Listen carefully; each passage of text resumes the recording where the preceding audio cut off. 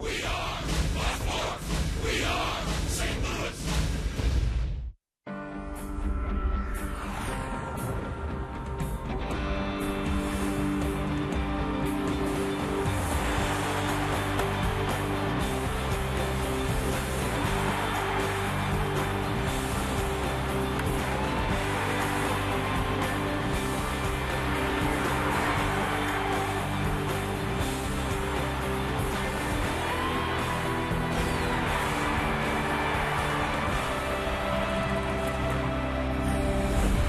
This is Fox Sports Midwest, presentation of Major League Baseball. This afternoon, the St. Louis Cardinals play host to their rival, the Chicago Cubs. Oh, what a sight this is. The annual Players and Kids Baseball game before today's action between the Cards and the Cubs. Yes, we're happy to report the Kids are still undefeated after all these years. Nothing like it. Beautiful day. The game of baseball right here at Baseball Heaven. We're glad you're with us as the Cardinals look to avoid the sweep against the Chicago Cubs on Fox Sports Midwest. And welcome to Sunday Baseball. I'm Dan McLaughlin. Over there, that's the Mad Hungarian Al Brabowski, also Rick Horton. Al, let's start with you. Very simply put, the Cardinals must avoid the sweep today. You're talking about a sweep of the Cubs? Say it's not so. And the Cardinals really have lost an opportunity to cut the Pirate lead in half, where the Pirates have lost the last two games. So at least last night we saw a little offense. Joe Kelly's throwing the ball well. Hopefully we'll turn things around this afternoon. Yeah, so Joe Kelly gets that start for St. Louis. And, Rick, if you're the Cardinals, you're Mike Matheny, you don't think about the off day. You don't think about the Pirates. You take care of business at hand. Something very true in baseball is you can't look back and you can't look forward. Yes, the Pirates are coming into town. Everybody's excited about that. That's the team you're chasing. But you have to take care of business today. That's the only team you can beat today is the Cubs, and the Cardinals certainly owe them one. Edwin Jackson gets the start for the Chicago Cubs. The right-hander for the Cubbies, right-hander for St. Louis, Joe Kelly. Closer look at Joe when we come back.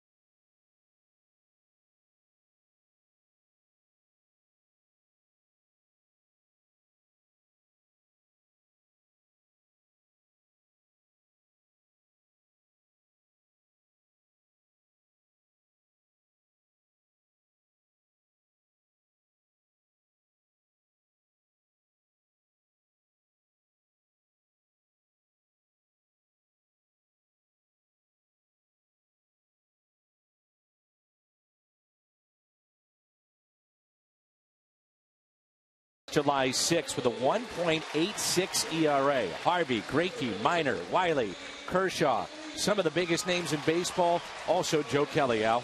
Joe's probably the most consistent pitcher the last few weeks. He's won his last 2 decisions, and he's given up just 2 runs in his last 4 starts, covering 23 innings. He also beat the Cubs the last time he saw him. Joe Kelly has a very good fastball, a changeup to go along with it, and he'll be making his 7th start of the season. Joe Kelly 3-3, 2.98 ERA overall. Edwin Jackson looking for victory number 8 for the Cubs. We're back with more in just a moment.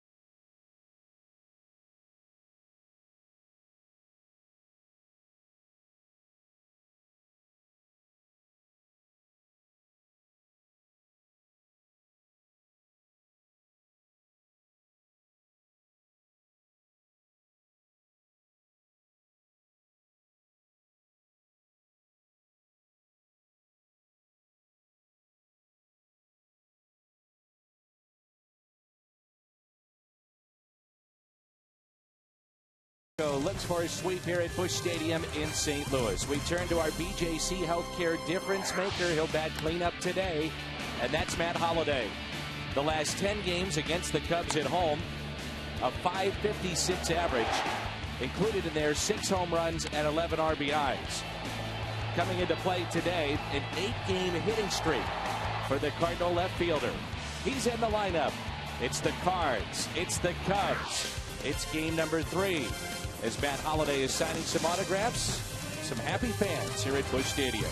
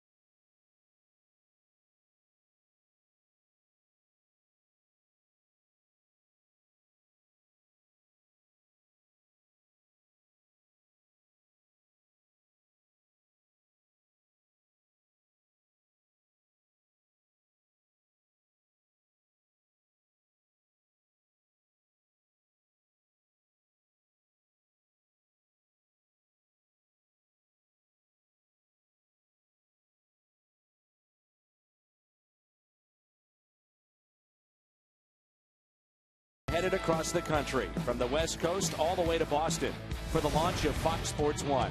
It's America's new sports network. Today, the girls arrived in baseball heaven. That's right here at Busch Stadium in St. Louis. A full slate of activities scheduled for the afternoon here at the ballpark, including activities on the field and a stop at Mike Shannon's restaurant. A long journey still lies ahead, many great stops along the way. But for now, it's all about your Cardinals and the Fox Sports girls.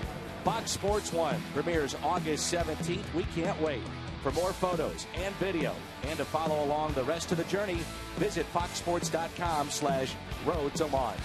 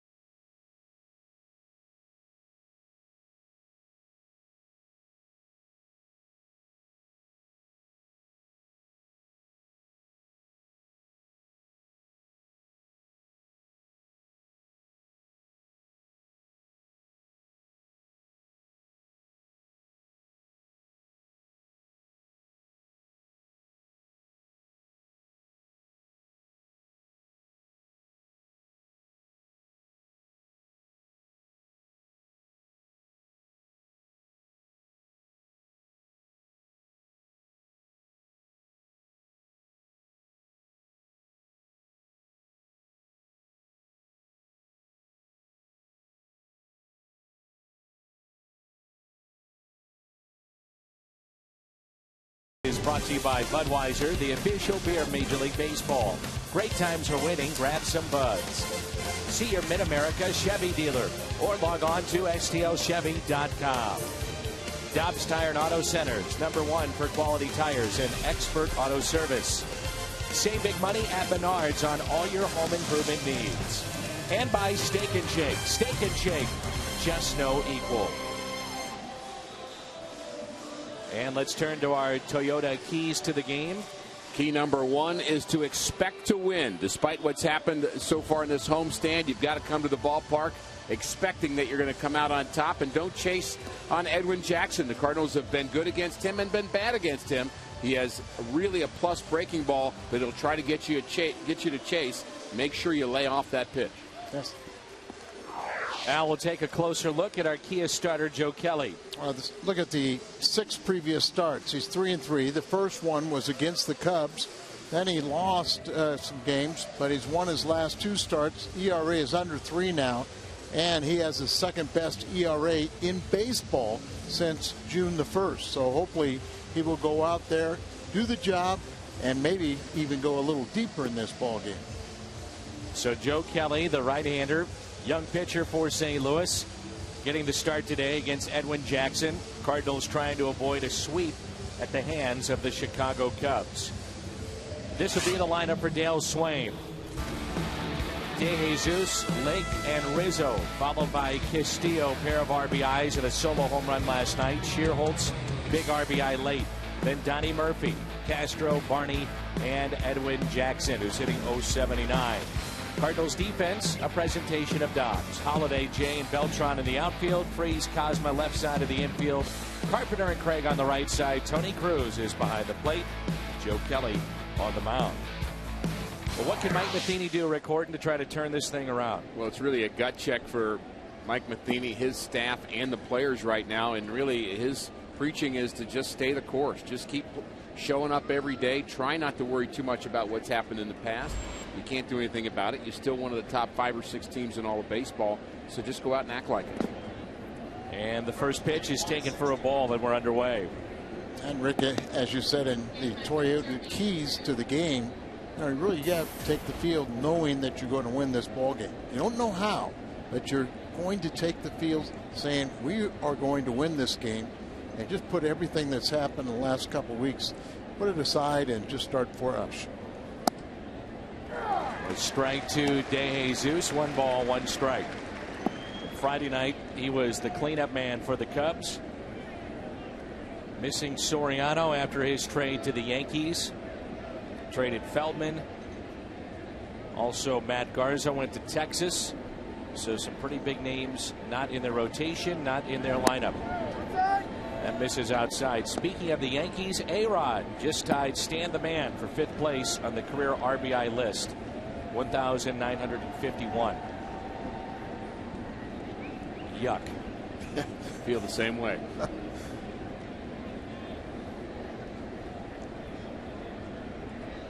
The 2-1 pitch.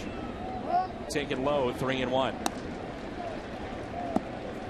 Kelly can ill afford to pitch behind in the count, as he needs to really step up the pace, do what he's been doing. Last time he outpitched arguably the best pitcher in the game, Clayton Kershaw of the Dodgers. A 3-1 pitch. Hit in the air. A mile high out to center. John Jay is there, 1 away. That's how we start the ball game.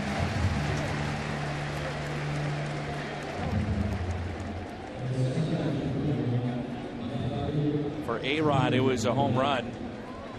And now he is just 12 shy of Willie Mays. By the way, A-Rod, there is major incentives for him to get to 3,000 hits, also to get to Willie Mays on the all-time home run list. You're talking about not thousands of dollars, millions of dollars. Doesn't seem right because it's not. There's a good fastball at 95. Kelly has a plus fastball. Not unusual for him to reach 95, but really the changeup to me is his big equalizer. Makes the fastball even better. Curveball at times can be a plus pitch for him. It's not as consistent, in my view, as his changeup is. Popped up right side, and the catch is made. Alan Craig.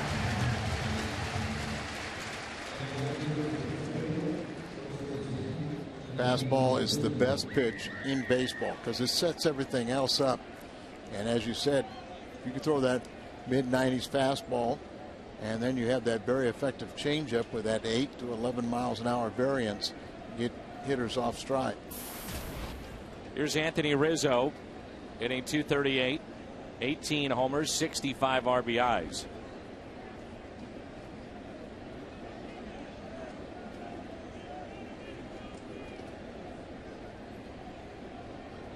Two outs and nobody on.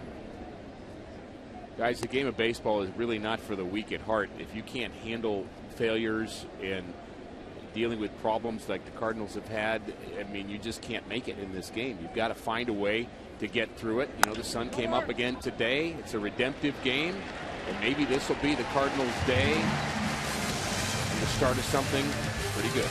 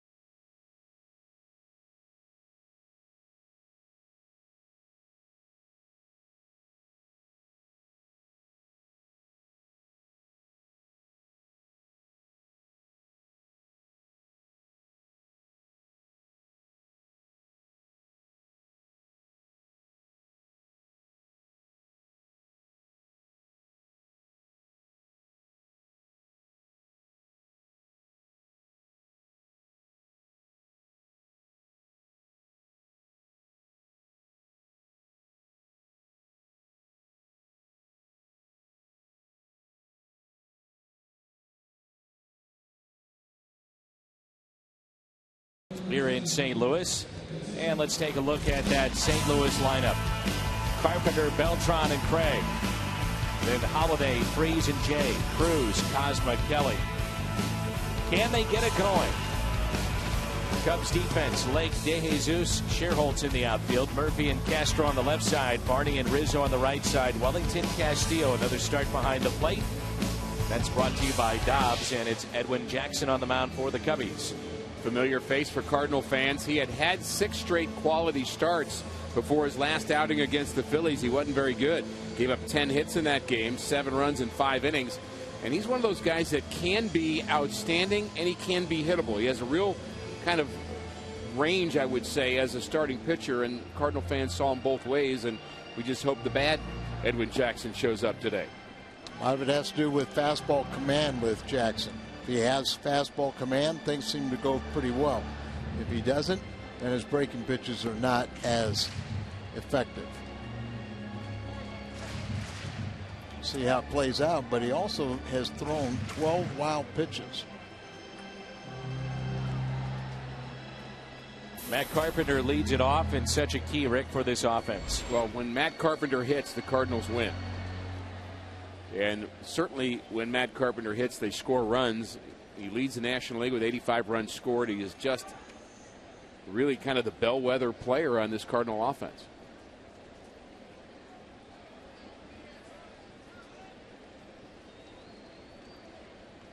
No score here in the bottom of the first, and the first pitch by Jackson taken for a strike. Matt Carpenter, 8 for 27 during the homestand, just 2 hits this weekend against Chicago.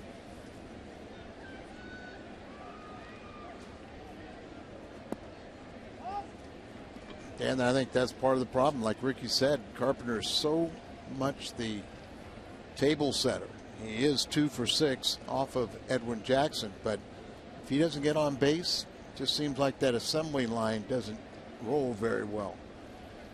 1-1 pitch. Check swing, as we know Carpenter will go deep into counts. He's been striking out a little bit more lately.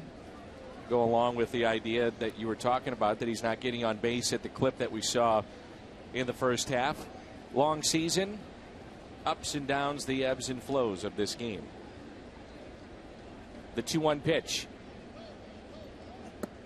And I don't think it's been a situation where we've seen that Matt Carpenter has pitched differently. He's not expanding his zone, but we have seen more pop-ups than usual. And we've also seen more call third strikes. He's a guy that really prides himself on understanding the strike zone. And there have been a number of pitches that he's seen as balls that were on corners, and you know, it's part of his game is to work those counts, but he needs to protect it if it's close.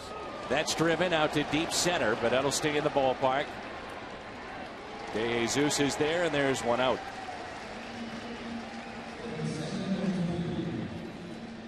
I almost wonder if fatigue is a little factor in the fact that his arms are a little tired. He's dropping the shoulder, and everything he's hitting is in the air. The line drives, you know, now he's getting underneath them a little bit.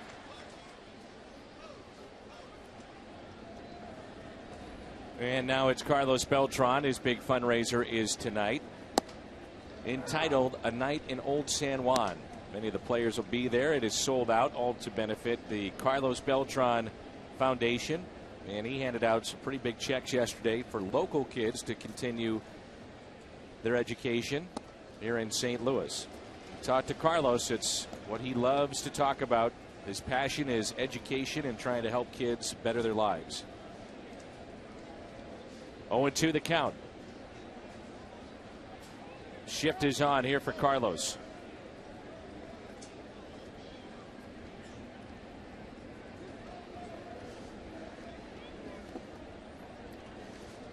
Kind of interesting when you look at the shift, and had Carpenter had the same pretty much as what Beltran is. Both corner infielders are well off the line, particularly the third baseman playing at shortstop. And so they're kind of bunching in the middle with a slight pull.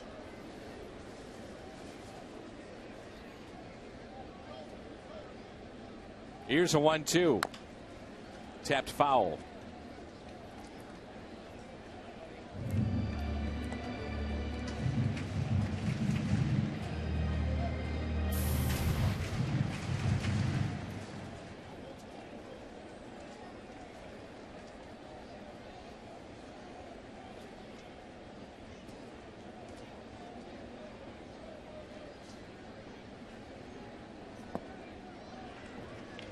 We know about that live fastball of Edwin Jackson. Well-traveled right-hander, but has settled in Chicago with a 4-year deal after 1 season with Washington. He's a guy that will give a team a lot of innings. He's done that. He's durable. Initially drafted as an outfielder by the L.A. Dodgers. That's tapped foul. They must have known something, because he's not a very good hitter as a pitcher either. He's got an arm. He's an athlete, and that's the trend in later rounds right now in the Major League Baseball draft, is that if you have that arm, whether it be at shortstop, third, the outfield, whatever the case may be, teams will take a chance on that particular player. He's been a unique pitcher since getting to the big leagues, where teams will be really excited about him. He got to the big leagues so young that teams will say, boy, I think we can build around him. And he's just played a lot of places because teams have said, well, you know what? I like what I see. I like what I think he can become. And then you have him for a year and you say, okay, he's good, but I'm not sure I'm willing to pay that high dollar amount anymore. And then he goes somewhere else. But maybe a home now in Chicago. Finally. The 2-2 pitch. Beltran, good at bat, drives it into right center field for a base hit. And you saw that was only his 3rd hit now in 12 plate appearances, and really makes that a lot different, doesn't it? 1 for 4, or batting well under 200, or batting 250 or under 182. Beltran has struggled against Jackson, but Alan Craig has not. He's hit him well. And as Pat Parrish said in our pregame show, the guy that really hits Edwin Jackson well, unfortunately, is on the disabled list, Yadier Molina. Big numbers. Be a big boost for Alan Craig, too. He's 0 for his last 6, but as you said, 5 for 12 off of Jackson. Very short lead at first by Beltran. The Cubs turned 2 double plays last night.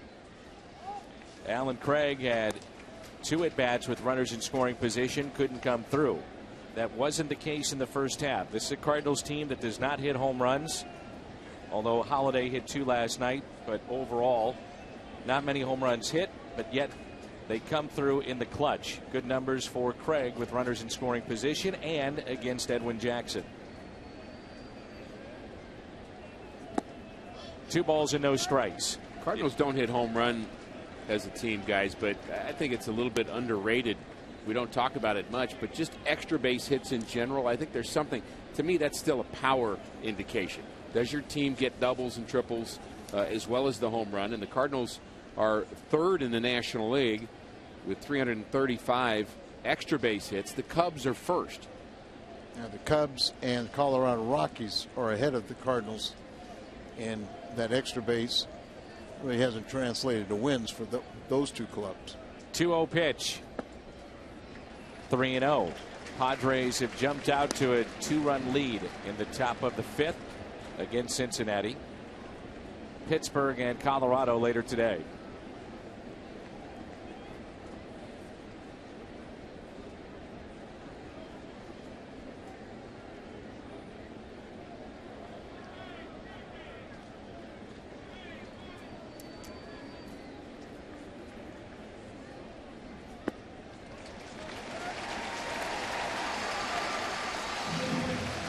To have reached, and in steps Holiday. This is the kind of stretch Matt Holliday has had since the All-Star game. He's 2nd in the National League with an average at .390. He's been on base in all 16 games since coming back from the DL. And now his home run total is 2nd best on the team. It's jumped up to 15. And he's closing in on a .300 average. So it's more indicative of the numbers that we've seen in years past from Matt Holliday. Also 4th in the National League in runs scored. So think about that. You got the leader in the National League, Carpenter, and then half your order down is Holliday, 4th best in the National League. Just gives you an idea in the first half how many runners were on ahead of Alan Craig and Matt Holliday. So 1 out, 2 on. Holliday takes a strike. home run to left last night. Got the Cardinals on the board. Had the lead 3-1. And then a home run in the ninth. Cut the lead to 1, but Kevin Gray got the final 2 outs. And the Cubs looking for a sweep.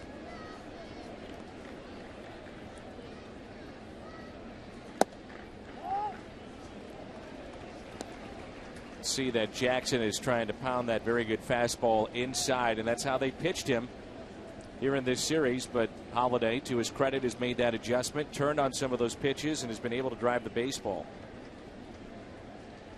For a guy that doesn't have, consistent fastball command, you'll try to throw in for a lot of times, and you'll miss out over the plate and get hurt.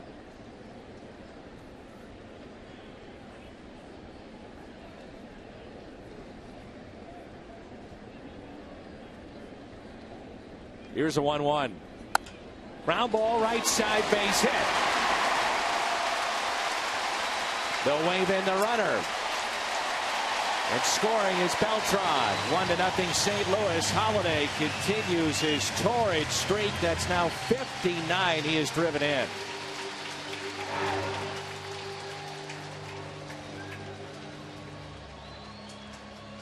Holiday getting that average close to 290. Takes this pitch the other way. The high leg kick, the timing. Head down through the ball. No trouble scoring Beltran from second. Classic Matt Holiday at bat. And this is a classic Edwin Jackson inning. A lot of pitches. The fastball command Al was talking about. It's not a particularly hot day, but it is warm, and Jackson keeping his defense on the field a long time. Nicely done. Castillo to keep that in front. Runners at first and third for David Freese. Pitch count already at 21. Joe Kelly only 9 pitches in the first inning. And his start very important for St. Louis in the fact that Wacha only gave you 5 innings last night too. Yeah, the bullpen had to do a lot of work here yesterday, and they're kind of licking their wounds today too. So 7 innings out of Joe Kelly would be a nice gift. Fly ball off the bat of David Freese. Craig, the runner at third. He'll tag up. Throw comes into second. 2-0 St. Louis. RBI for David Freese, number 42.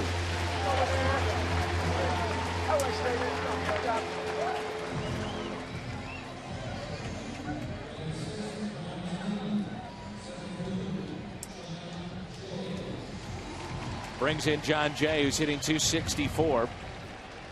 5 homers, 46 RBIs.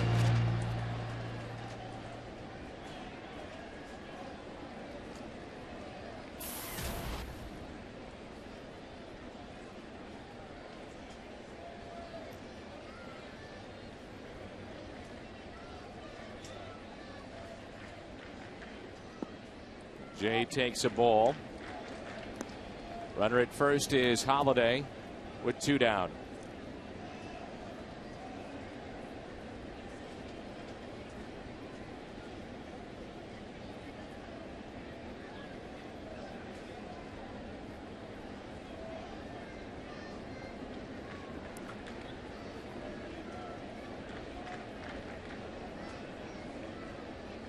There goes Holiday.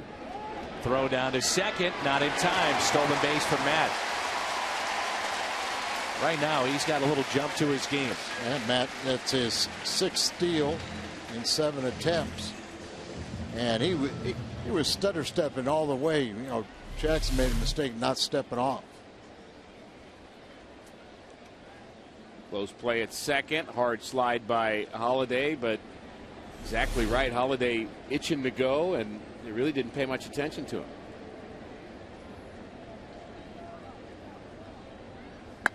And that's lined into left, base hit. A 2-out RBI hit for John Jay. 3-0 St. Louis here in the first.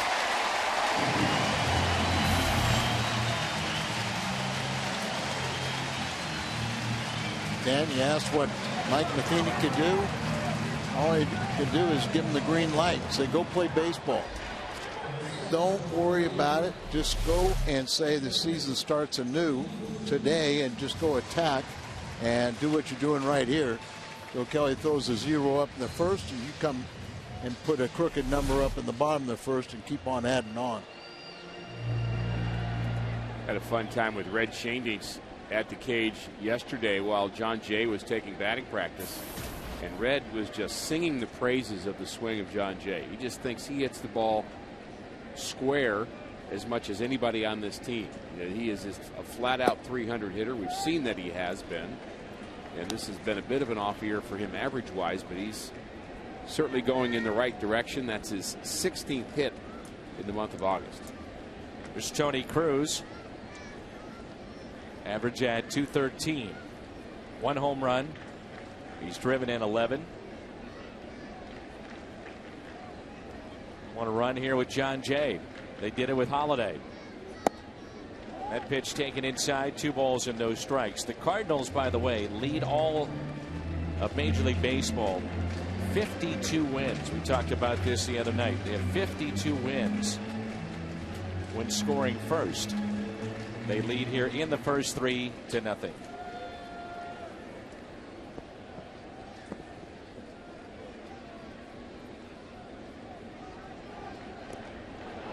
And they pick him off.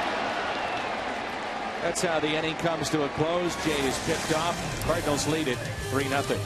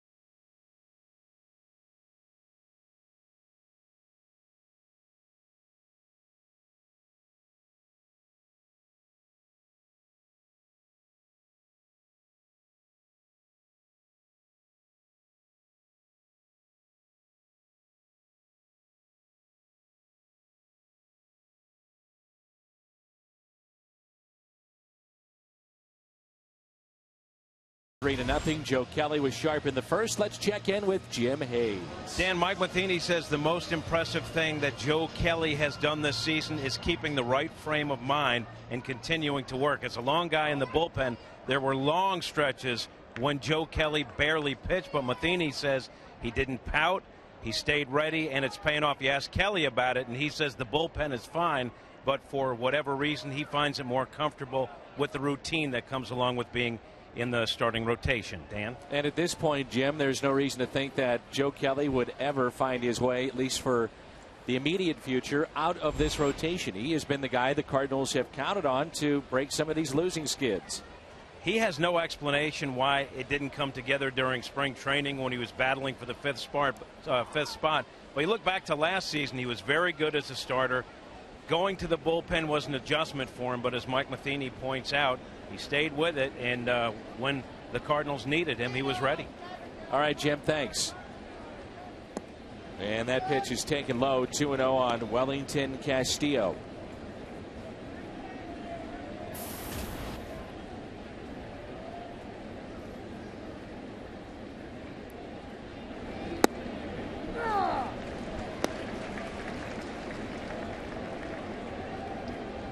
Last night, First time since 1987 the Cardinals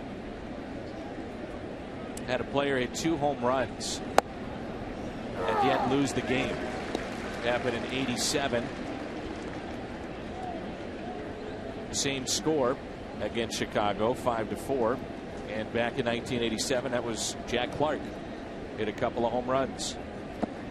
Nasty breaking ball there from Joe Kelly. And a strikeout, his first. August 24th and 25th, it's Fred Bird's birthday bash weekend, and great promotions for kids 15 and younger. August 24th, 12,000 kids get the kids cap courtesy of Ice Mountain, and then it's the Build-A-Bear Day on that Sunday. Tickets.com/promotions. Ice Cream Sunday here at the ballpark. That's always a great aspect of Sunday baseball here in the Gateway City. Got to get your scoops. Here's Shearholtz. 273, 15 home runs, and he has driven in 47.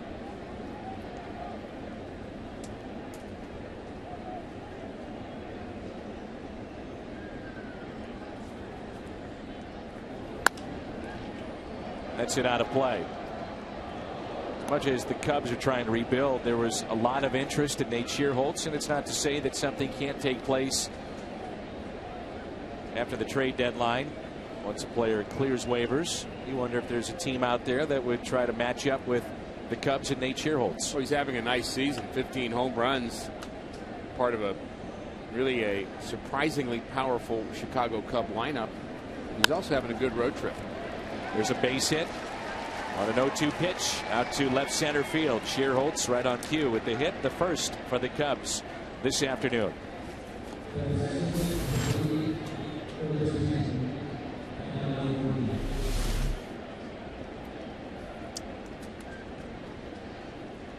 You see that pitch, just a little bit too much of the plate for an 0-2 pitch.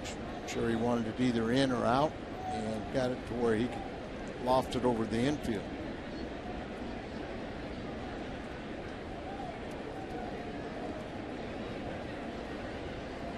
Here's Donnie Murphy. See Tony Cruz behind there today. We're edging closer to the return of Yadier Molina. Not a moment too soon. Looking forward to that. He had a really good batting practice yesterday. The teams did not hit on the field today. Dan, you talked about the kids and their little game they play on the field once a year, which is always fun to see. They were doing that today. So any baseball related work that Yadi was doing, he was doing underneath the cage, but he looked very normal to me. Just looked as if he was ready, and we saw some catching drills that he was working on prior to the game yesterday. And you want to make sure, really, Al, you want to make sure he's 100% before you get him out there. Yeah, and I think they'll be a little more cautious with him when he does return, and not overworking to where they gets the inflammation again. Kind of almost look for them to, in Mike Matheny's mind, he would like to have the opportunity to have the third catcher. And you could use Yadi or Cruz, Rob Johnson, whoever it is, somebody catching, and then somebody also can be pinch hitter. 2-1 pitch. Donnie Murphy at the plate. There's a look at the Cardinal all-star catcher Yadier Molina. And we'll look forward to Thursday, when that'll be the first day he's eligible to return. No doubt missed his bat in the lineup.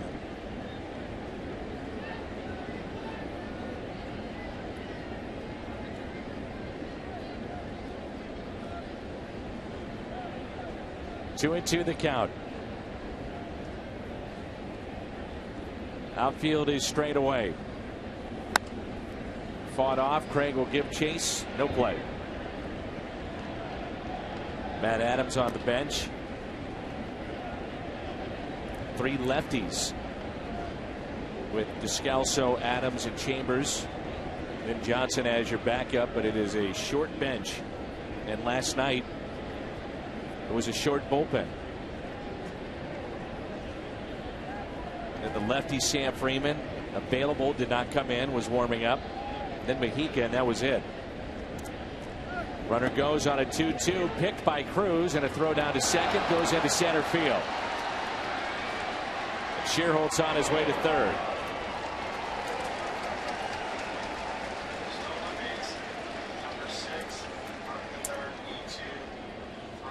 So it's an error on Tony Cruz. First error for Tony Cruz. But my question is, why not right now? They see that there's no swing. John Jay should have been moving in. Many center fielders do not react until that ball gets by the second base bag with the throwing error. And as long as that throw, doesn't carry him left or right, that you shouldn't be allowed to let a guy just get to third automatically. One out, runner at third. Here's a 3-2 to Murphy. Hits it sharply to third. Knocked down by Freese. Runner stays put at the bag, and they pick up the out. I'm not sure Freese would have been positioned as close to the line or in like that without that runner being at third, so the Cardinals may have walked into a little luck. Well, and maybe the runner Shearholtz does too, because if Freese comes up with this, and it would have been a great play, he might have been able to tag him out and get the runner, the lead runner. But David, very good job of keeping that ball in front of him and throwing out Murphy. And I don't know if that goes as one of those runs saved that we keep talking about, one of the new sabermetric terms and stats that are being followed, but in my mind it is, because if you take a normal third baseman on a normal day, they're not always going to knock that ball down. That ball was well hit. I've been amazed all year with no one on base how close David Freese plays to the third base line. That's not David. That's where the Cardinals want him positioned. 1-1 on Starlin Castro. Cardinals able to get him out by having him chase. We've seen a lot of breaking balls, middle, outer half, and then wind up out of the zone, and Castro will chase those. He's dropped down to 7th in this lineup. A bit of an example there, Dan.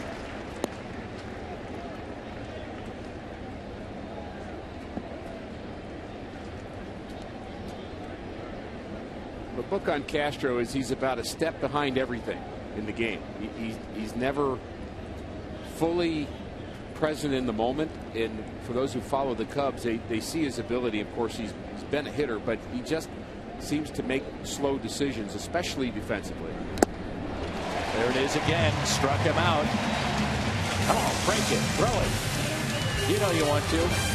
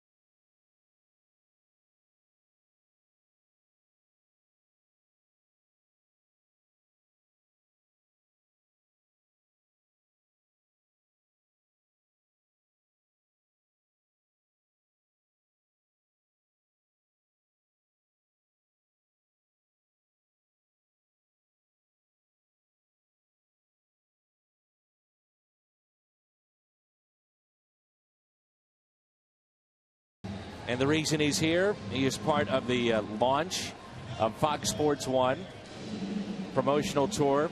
He, along with the Fox Sports girls. Is that Kim Eberly? I believe it is. Kim Eberly of our staff getting a nice photo with Cletus.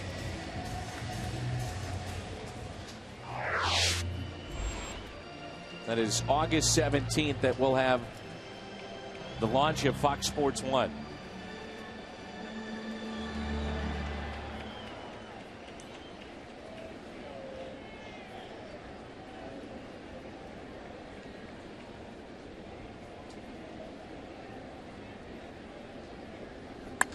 Up the middle and off of Jackson. Cruz tagged out. Saw a comebacker off the bat of David Freese last night that hit Kevin Gregg. Didn't even react to that. And Edwin Jackson, this shot right back at him and still able to regroup and make the play. Seen a lot of those in this homestand. A lot of balls hit back up in the middle. And that was such a bad break here in the game yesterday with Kevin Gregg. It looked like the Cardinals might get something going in the ninth inning. David Freese hit that ball on the nose, and things just did not go the Cardinals' way yesterday. But again, you got to turn the page and move on. You know, it's easy to say that, but it's really hard to feel that and accomplish it. Strike on the outside corner to Pete Kozma. 8th place hitter with Joe Kelly on deck.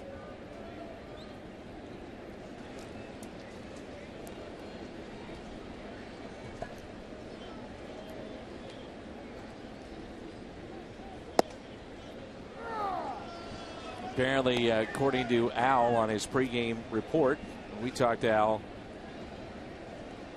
for at least, hour and a half prior to our opens. And then Al always comes with a big workbook of notes, suggestions, whatnot. But apparently Al said he wants to interview Cletus in the 4th. Is that true, Al? No. You're sure? Yeah. Well, Cletus is here, and I know you've been talking about it a lot this past week with Rick. And I think you two should get together, talk about the launch. August 17th. The fly ball hit out to left, and Junior Lake makes the catch. I think we're all looking forward to that. My understanding is it's the former Speed Channel. So if you know where Speed Channel is on whatever respective outlet you have, cable, satellite, but that's where Fox Sports 1 will be at. So if you know where your Speed Channel is at, that's where Fox Sports 1 will launch August 17th. So August 17th, find that channel, mark it on your calendar, save it as a favorite channel, and you're good. Done deal. Fox, of course, with tons of college football coverage, the NFL, daily shows on both of those. Highlight shows. Hockey will be in full swing before you know it. Many of the teams are within the Fox family, like we have here with the St. Louis Blues. College basketball. Here's a 2-0 pitch to Joe Kelly, who's backing away from his second pitch in this inning. Kelly's 3 for 15 with the bat, but not the way he's. Forget about even swinging the bat. He's just like backing up. He said wants no part of this at bat. Strike 2. All part of the deke. Trying to get Donnie Murphy to feel comfortable over third base, and then he drops one down, and we all know he can run. Fastest guy on the team, you might think it's Adrian Chambers. Adrian Chambers would tell you it's Sam Freeman. Here's a 2-2. Strikeout of Kelly. Fox Sports girls are here. Cletus is here. The launch coming up on August 17th.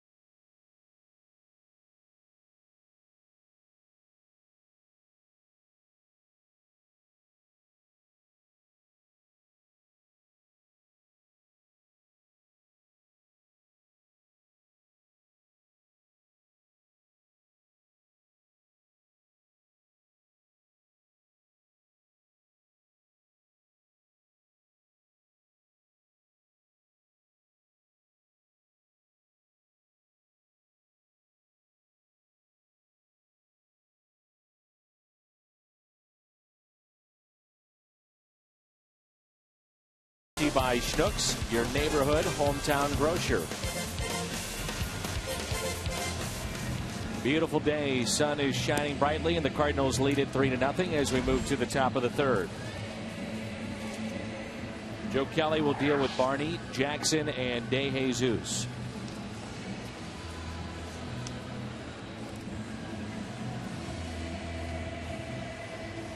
Another nice crowd on hand here this afternoon. It's been a difficult homestand so far. Cardinals have won just one of 6 games, but the faithful still showing up and enjoying Cardinal baseball here today.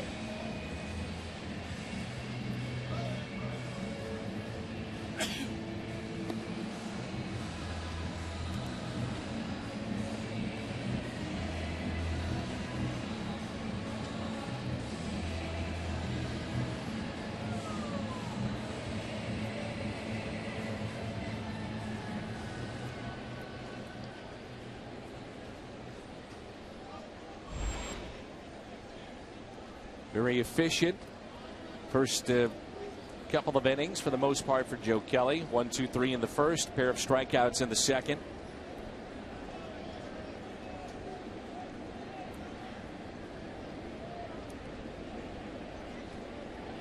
Here is Darwin Barney.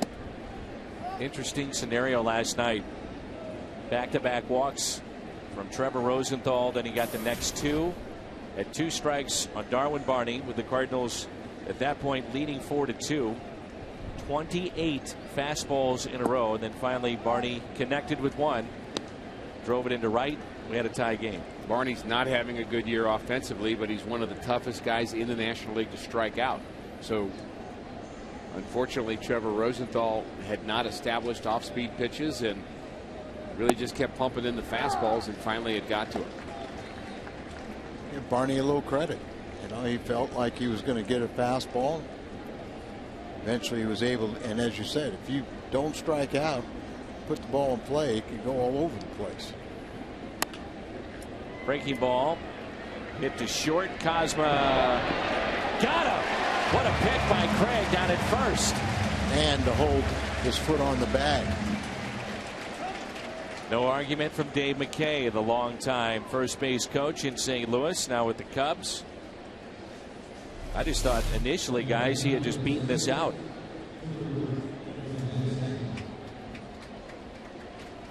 Looked a little safe on that replay and on that one. Plaza Tire Service replay. That's beside the point. So let's not look at another one.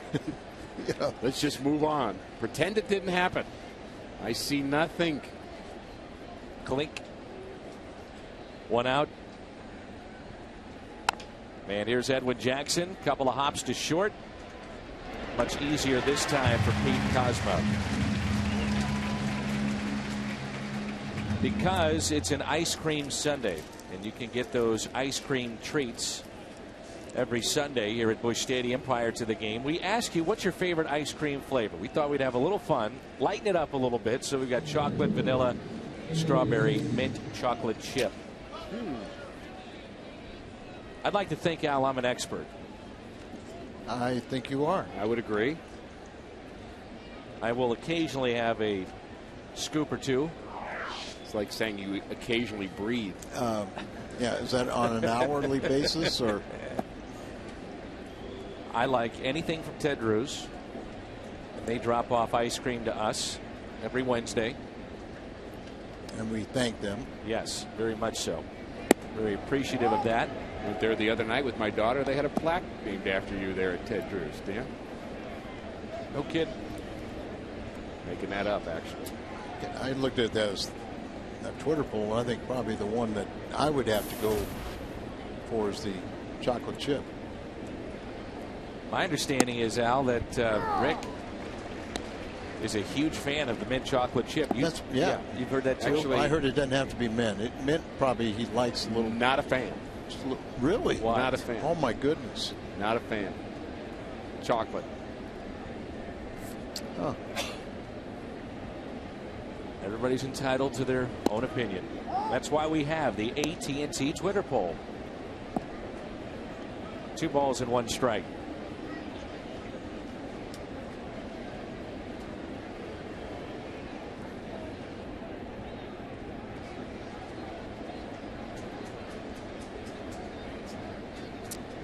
2-1 pitch to David DeJesus.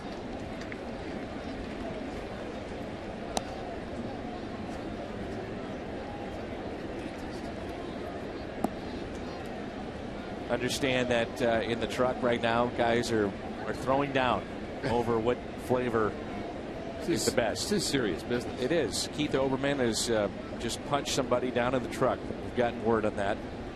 Breaking story. Because he loves mint chocolate chip. 3-2.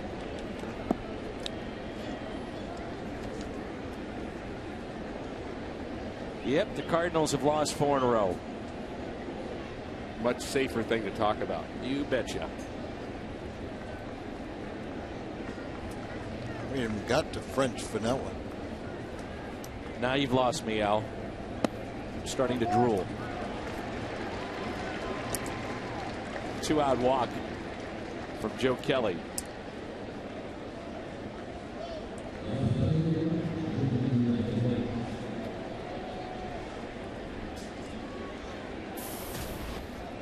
Here's Junior Lake.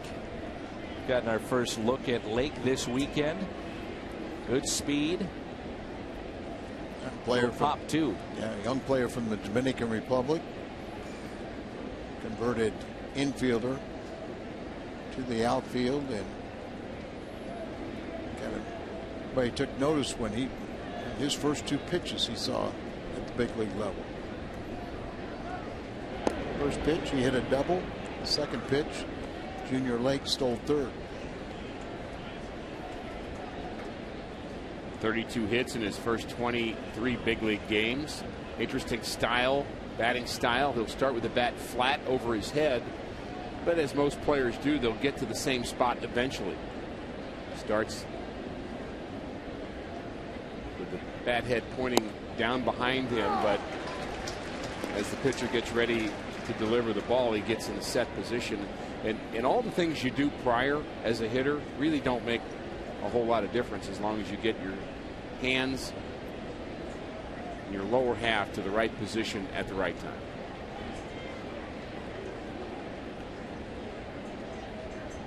Elbows high. That's his trigger.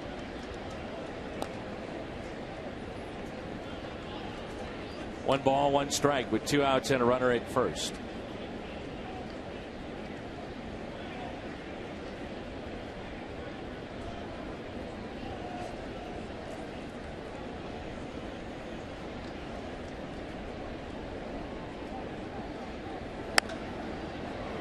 Gets underneath it. Hits it out to left. Holiday. The shades on and can't make the play. You can see that happening. Run will score, and it's 3-1. DeJesus will score. It turns out to be a double for Lake. It's an error on Holiday.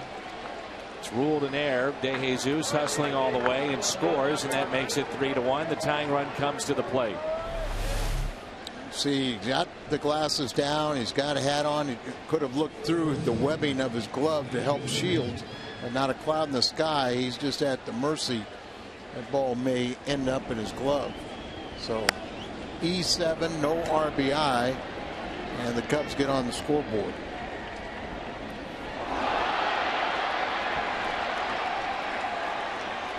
Jesus did what he was supposed to do, just run around the bases, and didn't even turn to react to the noise of the fans. There's a ground ball hit to the right side. Craig will take it himself. Steps on the bag. The Cubs get on the board. Sun aided. Extra base hit. 3-1.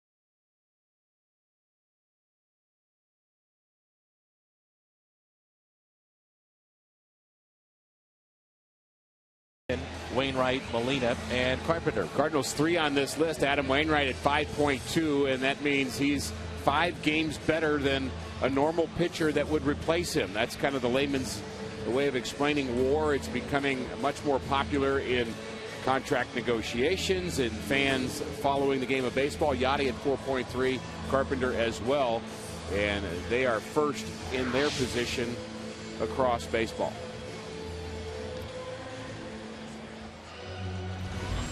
Here is Carpenter. Carpenter, Beltran, and Craig. Al, I saw a little smirk on your face about WAR. Well, I just thought, one more. It explains it when you said used in contracts, just like quality starts were developed for arbitration cases.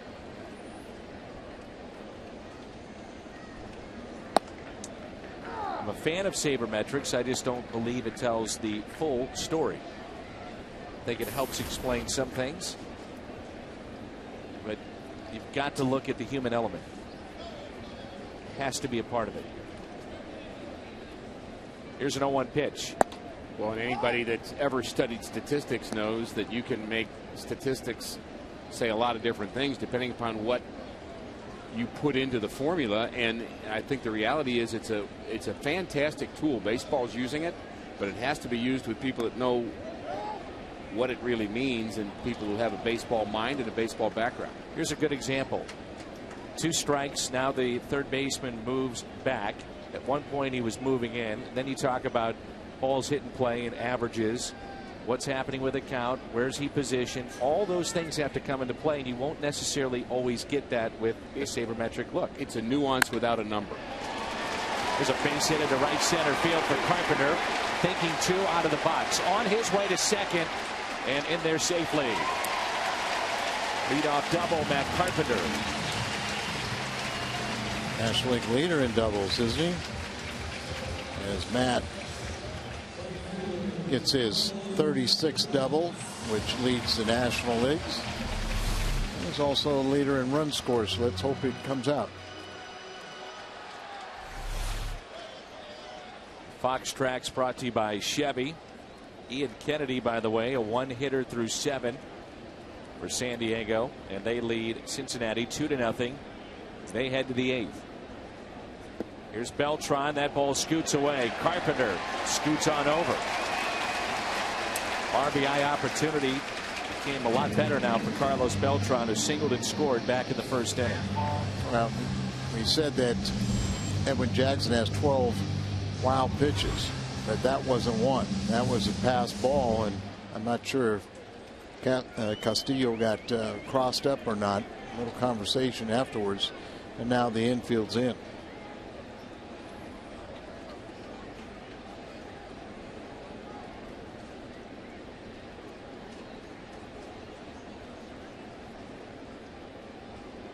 Here's a 1-0. Ground ball right side with that infield in. Barney flips it over to first. 1 away. Brings in Craig. Better part of this season is hit very close to 500 with runners in scoring position. MLB.com at bat, celebrating 5 years as your #1 mobile app. Live baseball is everywhere. Text at bat to 31826 or visit Cardinals.com for details. This was automatic in the first half, and I'm sure it will be automatic right here for Alan Craig. Second in the National League with his 86 RBIs. First runners in scoring position. Inside to Craig. He's third now in RBIs. Infield is in for Craig. Outfield straight away. So Craig's already hitting .459 with runners in scoring position. You'd have to say he's about a .600 hitter with a drawn-in infield. A lot less range.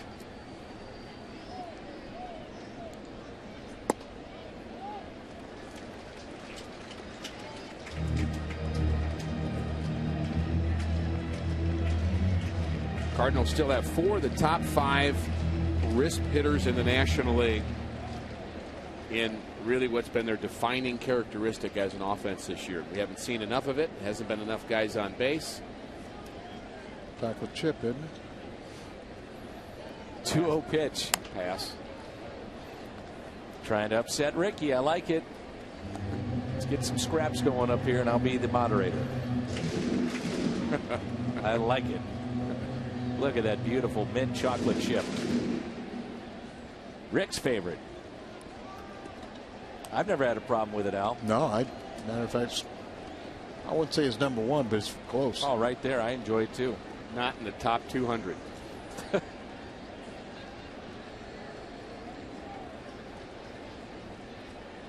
Big gap in right center field.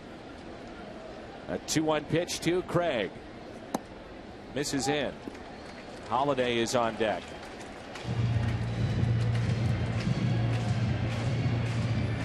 Trying to save that run. A lot of times you'll pitch it into a crooked number.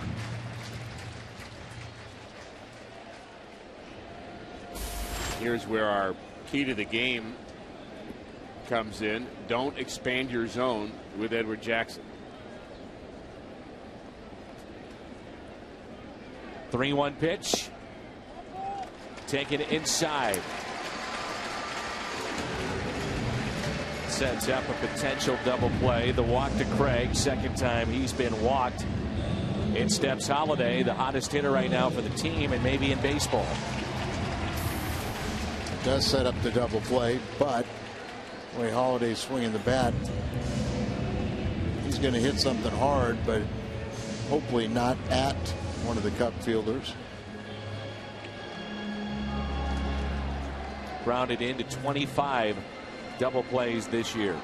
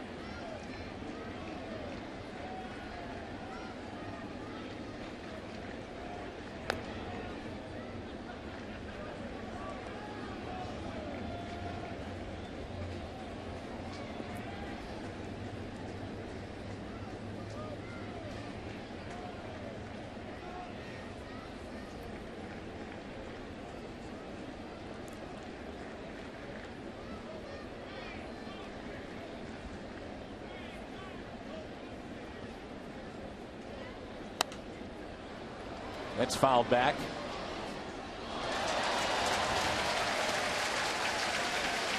And a little guy brought his glove right below us and makes a great catch. Way to go. So he had a glove in one hand and mint chocolate chip in the other. No doubt. Oh boy. 1 ball, 1 strike on Holiday.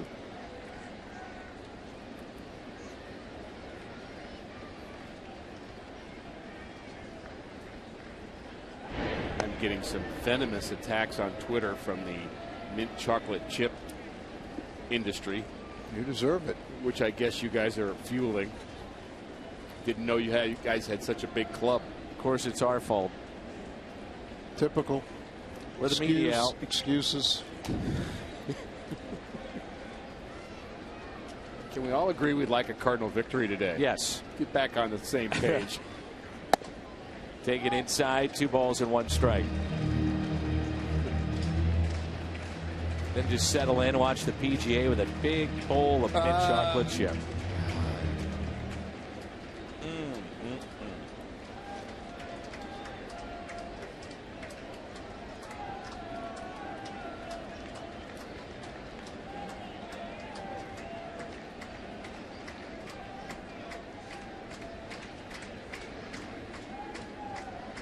The 2-1 pitch. Apparently we just got word from the truck that Rick doesn't enjoy Girl Scout cookies as well. The Thin Mints ones, even. Unbelievable. Unbelievable. Un-American, I think. Rick, you can excuse yourself now. Do-si-dos anytime, but no Thin Mints. You can have them. There's girls crying around. Yeah, what am I saying? My little girl Avery was going to ask you to buy some cookies. Forget it now. You know what? If she does, I'll buy them and then I'll throw them away. Wow. Wow. Thousands of kids starving, and you're going to throw them away. Oh, he likes to play the nice guy, but now we're getting a better glimpse. You guys have hit a nerve. Spotlight, Rick Horton.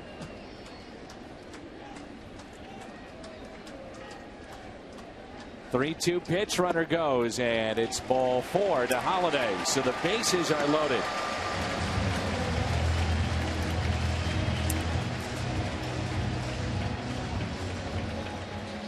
Third walk issued by Jackson, and now 3 in the game, 2 back-to-back. We're talking about, Dan, you know, you're trying to preserve that run at third with 1 out, and then all of a sudden you're trying to make perfect pitches, and you walk the next 2 batters.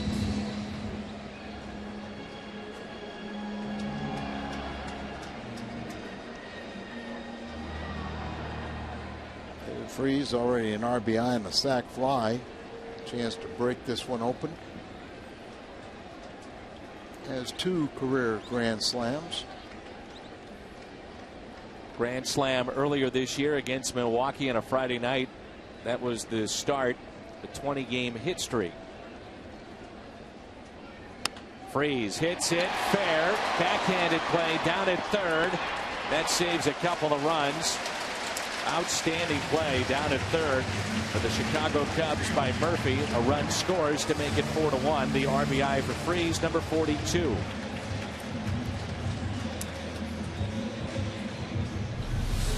David does his job. Hits the ball hard. Could have been so much more. But how about this play at third? On the dive, bouncing up. A little bit of a wide throw handled by Rizzo. She had the runner flashing right in front of him, and that could have forced an errant throw. But a good stretch by Rizzo, and the Cardinals pick up their 4th run. Second RBI by Freeze. That is hit hard, but Rizzo is there. Cardinals hit into some tough luck. They still lead at 4-1.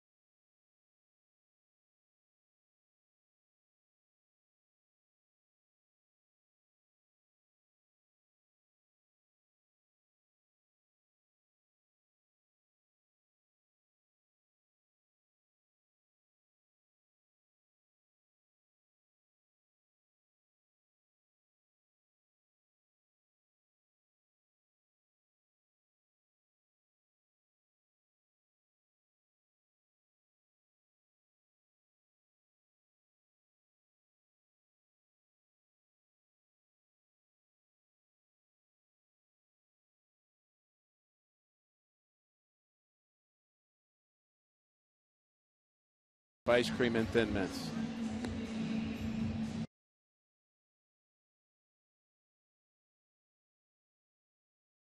August features key matchups, the Pirates and the Reds, and you can see those games for just $8. Cardinals.com/McDonald's. Pittsburgh will be in town after the off day tomorrow. And the matchup for game one, Adam Wainwright, Charlie Morton.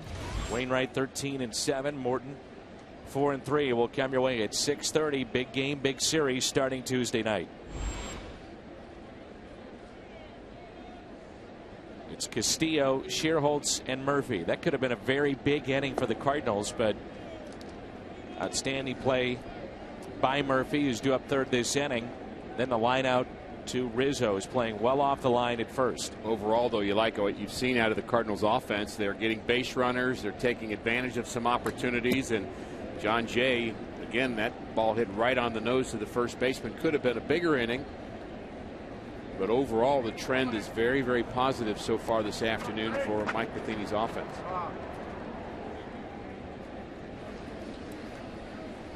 One thing we have seen, guys, in being around baseball as long as we have, that one day can make a huge difference in the overall mood of a team and of a team's fan base and people at the ballpark, and it can go one way and then it can go south and north in a hurry.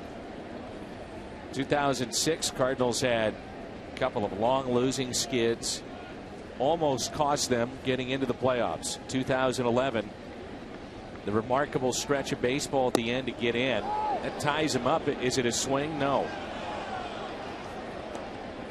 It took a historic collapse also by the Atlanta Braves. You bet. But don't see them doing that this year, up by 14 and a half games. No, I'm not seeing them, and I'm not seeing the Cardinals. But I'll tell you what, I haven't seen problems on a club that are so drastic that a 10-game winning streak doesn't cure most of it. There was a time in this season when the Reds, the Pirates, and the Cardinals couldn't lose. All three teams were just winning night after night after night after night. And tough pace to keep up with for all three teams. The Pirates now dropped a couple in a row. Second walk issued by Kelly. Leadoff walk here in the fourth. And it brings in Schierholtz. Singled. Stole a base. Then reached third on an error by Tony Cruz. Cardinals have committed 2 errors today, but then was left stranded. Joe Kelly pitched out of trouble. 25 walks issued, 10 have scored last 5 games for the Cardinals, including one here today.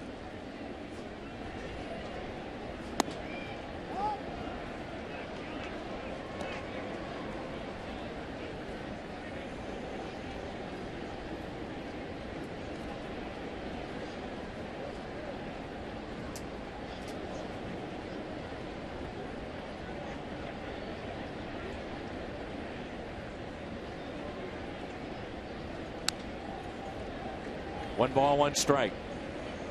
Notice Joe Kelly does something that's so important. Watch how he'll breathe here. After the walk, trying to slow things down. A good gulp of air. And sometimes things are moving so fast you forget to breathe. And that's a good way to kind of slow everything back down and get ready for your next pitch.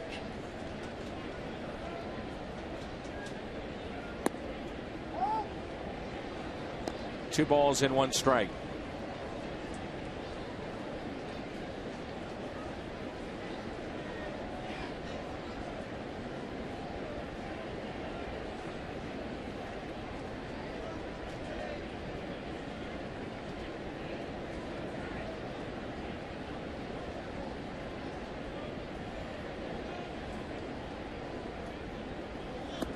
Cincinnati has come back and tied it up against San Diego in the 8th. It's now 2-2.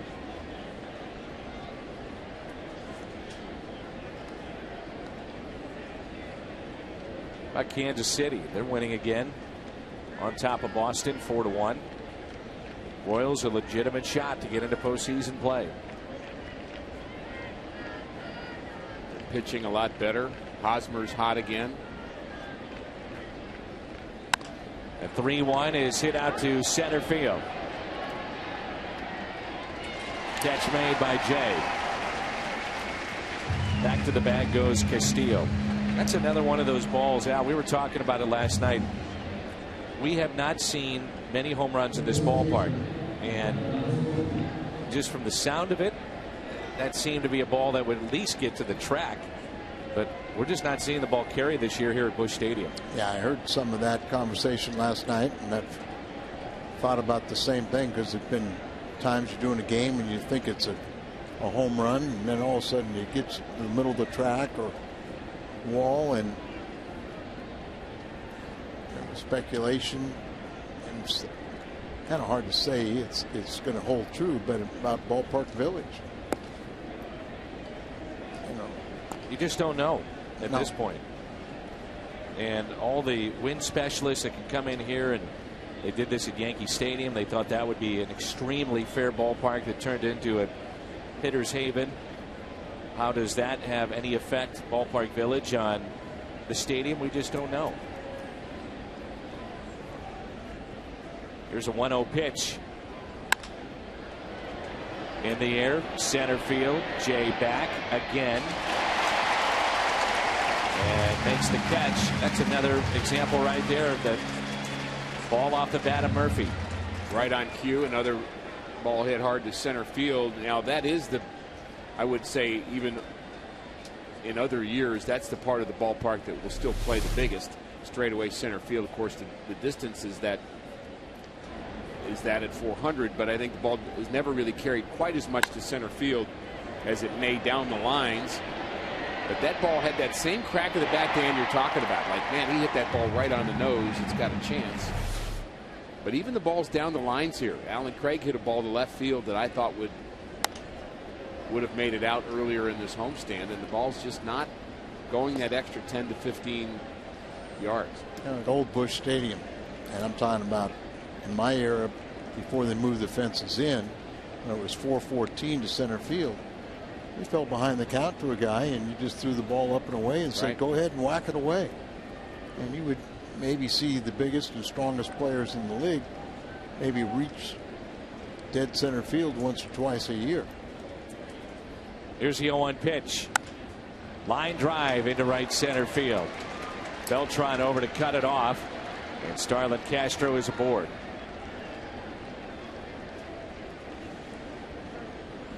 It's odd to see Castro hitting under 250. You look at what he did too, Mr. Matt Ungarian. First couple of years, he was piling up the hits at a record pace. Franchise record pace. Can't remember what the total was, but I know he surpassed Glenn Beckert.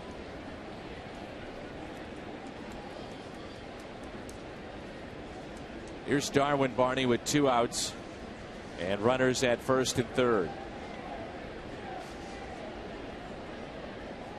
Grounded out to short first time up. Fastball and a strike.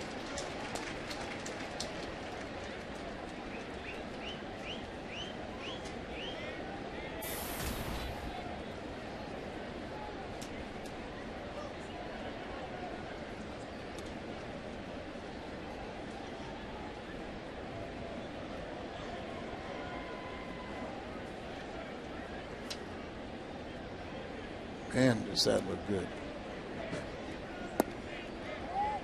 1 ball, 1 strike on Barney. Tell you what, there's a lot of naysayers about the Cardinals right now because of their struggles, and people are ready to jump off the bandwagon. I'm going to tell you, the Cardinals are going to be in the playoffs this year, and if they're not, I will eat a big bowl of mint chocolate chip ice cream. I'm just letting you know that right now. You talk about going out. That's a sure bet. Yeah, I mean, that's a safe bet, Rick. Yeah. Everybody would dream to have that big bowl mint chocolate chip.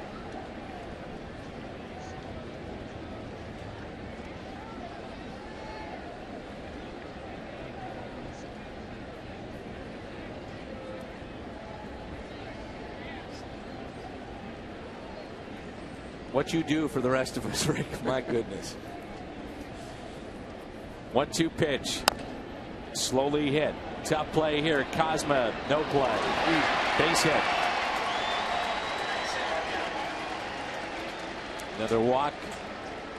Comes back to score. It's 2 on the day. Barney, the infield hit and an RBI, is 34th. Only chance to barehand it, do or die, comes up short. Comes in, reaches down, you let it go into the palm of your hand, and then roll it down to your fingertips, and he just went off his thumb. Joe Kelly, you're thinking, well, I get an infield hit, I make a good pitch to Barney, and then the inning before, a fly out, you would assume 99 out of 100 times.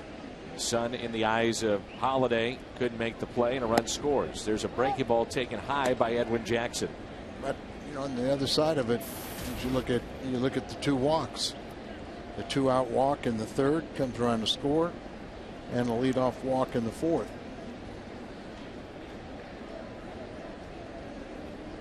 One-0 pitch. Walks One have been ball, one strike. Bit of an issue for the Cardinals.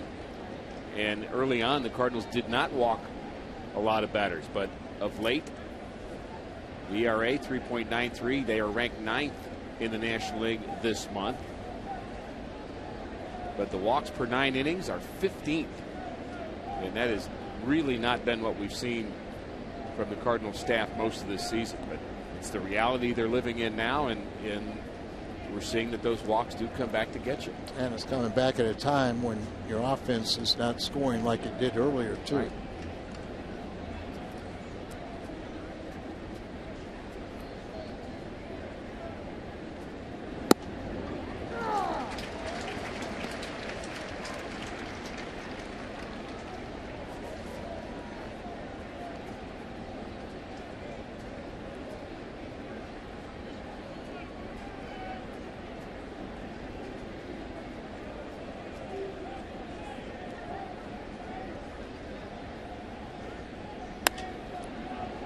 Fly ball. Shallow right center. Jay calls off Carpenter. Infield hit. Darwin Barney. St. Louis has a lead of 4-2.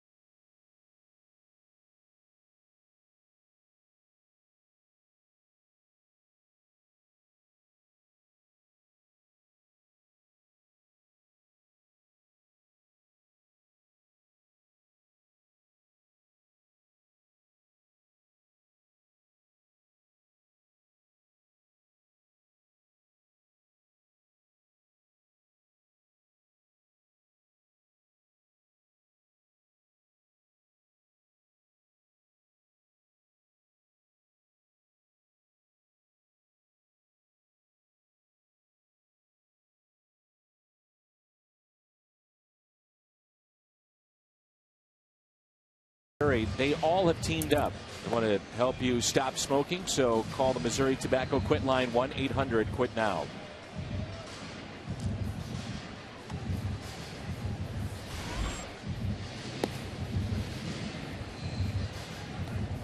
Edwin Jackson and the Cubs trail by the score of 4-2 as we move to the home half of the 4th. It's 7, 8, and 9 in the lineup. Cruz, Cosma, and Kelly.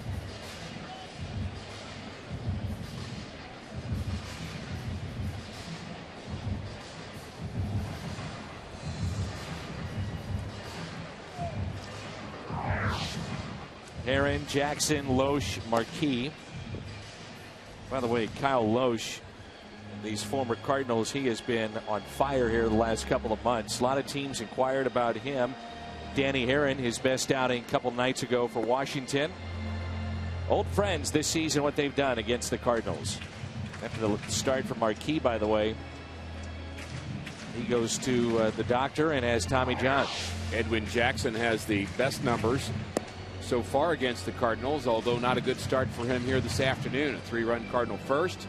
He's only given up 4 hits, but Jackson has had a high pitch total, 56 through 3, as he gets ready to face the bottom of the order. Castillo was out there, and then after he threw down, he went into the dugout. So I don't know if it's an equipment issue.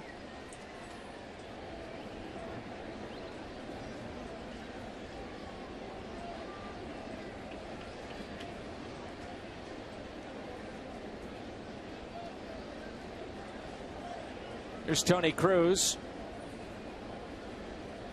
He had that line drive the first time. Jack's off the body of Jackson, then he threw him or tagged him. But Tony now 0 for 11.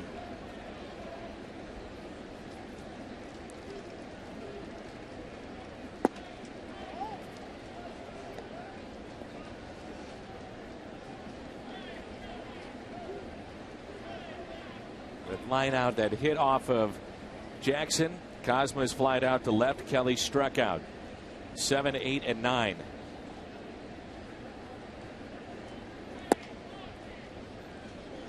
Going chasing that slider.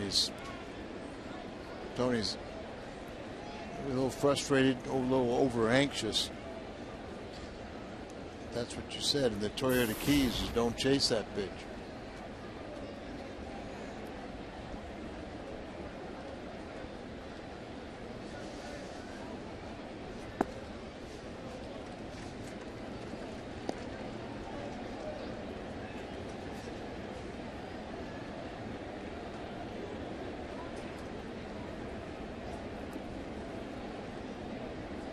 Jackson's year in 2010, I think, defines him pretty well. It's the year he threw his no-hitter when he was with the Diamondbacks. And he did that on June 25th, but he walked 8 batters in that inning and was traded 5 weeks later.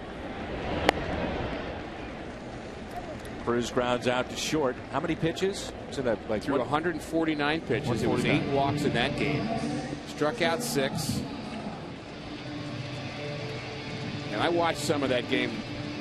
Actually had that on television, and it was not his best game, but they couldn't hit him. He was all over the place. But it's kind of like you love him, but then for some reason 5 weeks later somebody else loved him more and you traded him. At that point he went to the White Sox. Walks has always been an issue. You know, everything slows down. His length of games are very long. Defense gets staying around. You know, you would think they would make prone to making more errors behind him.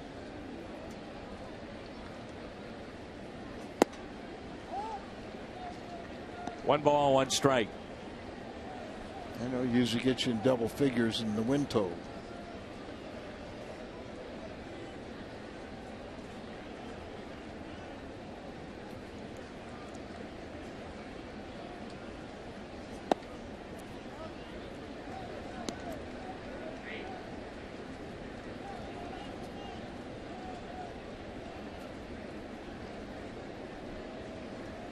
.32 strikes, 31 balls from Jackson. Not a good percentage. Cosma drives it out to right field. On the run, and the catch is made by Sherholtz. Takes an extra base hit away.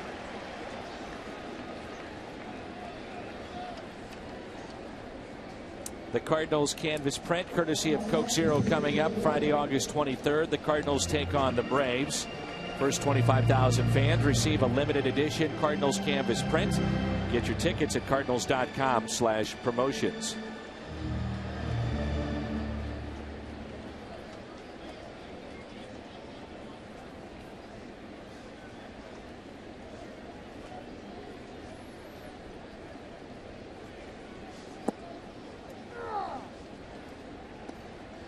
Dan, on that canvas, is that a blank canvas? You can put, a bowl of mint chocolate chip on it if you wanted to. Can be used for anything, Al. Oh, okay. Yeah. You want to hang it up or gonna let it go, are you? placemat for your mint chocolate chip, whatever.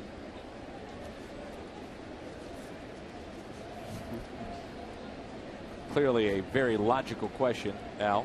Thank you. 1-1 pitch. Have you noticed how bitter Ricky's gotten today? It's amazing. He's Mr. Happy, but today he's gotten to be Mr. Bitter. I feel like we're on Survivor, and you two guys have kind of teamed up, trying to get me off the island here.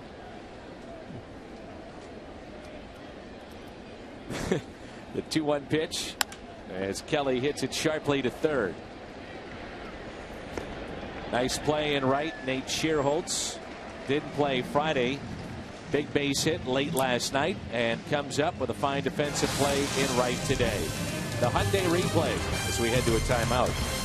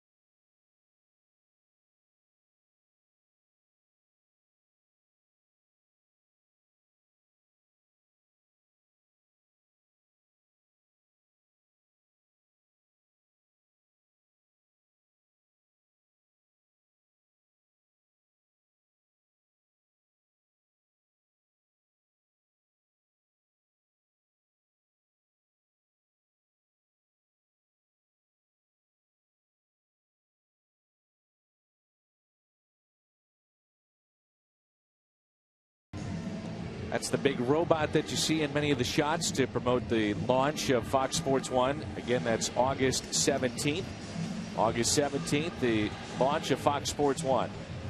And the Fox Sports girls taking pictures out in the Ford Plaza. And their next stop, I believe it may be Chicago. You were on the website the other day, Rick, and looked it up, but they're heading across the country. They were in Texas. Kentucky, I believe. Maybe it is Kentucky, but they've got a few more stops before the 17th, and then it's the launch of Fox Sports 1.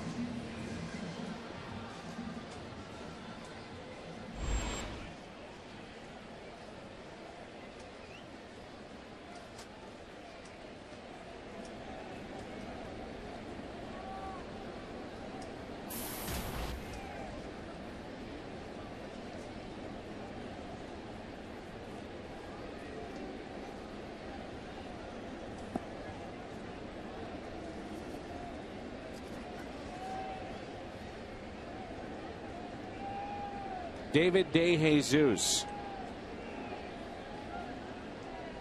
leads it off for the Cubs, and the first pitch is taken high. We talked about the importance of Joe Kelly getting deep in the game, with the Cardinals having to use almost everybody in their bullpen yesterday. The other part of that, however, is the Cardinals do have an off day tomorrow, and they have Adam Wainwright going in game 1 against the Pirates on Tuesday, so you could hope for maybe some bullpen rest on Tuesday as well. So assuming that pretty much everybody is ready for some piece of work today if needed.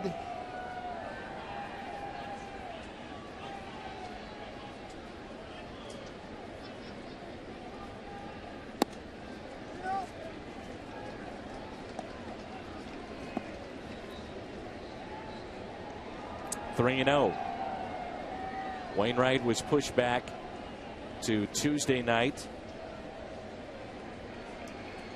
Notice some of the Cubs tried to use that as a rallying point, saying that, oh, the Cardinals are looking past us and trying to set up a matchup for Wainwright against the Pirates. And that's really not the case. I think it's really to give all the starters a little more time, and particularly Wainwright, who has lost 3 starts in a row. That's hit out of play.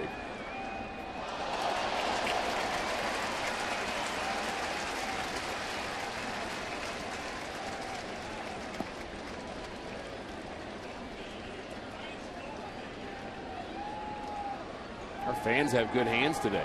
Nice line drive. The young man caught barehanded, one-handed.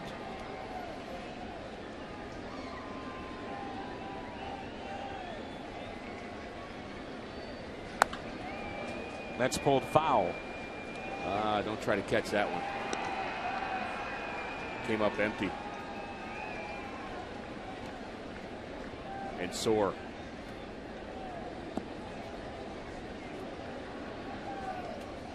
If he had some ice cream over there, he could put his hand in the ice cream and we'd feel a lot better if it was Mr. Segway, Al Raboski. Chocolate chip.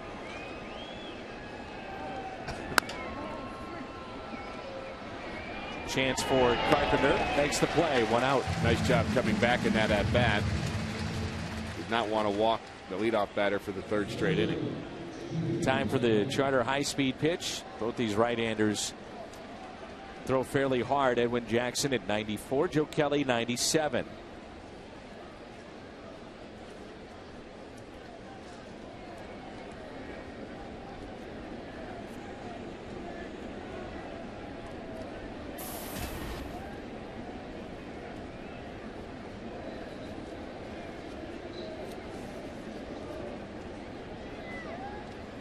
I believe we're going to get more Twitter votes today than we did when we were talking about what the Cardinals were going to do at the trading deadline.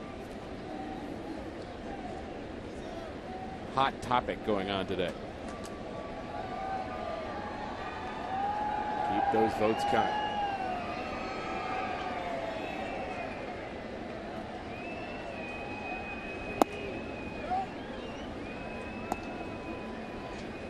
Junior late. 2 balls, no strikes with 1 out. 4-2 St. Louis.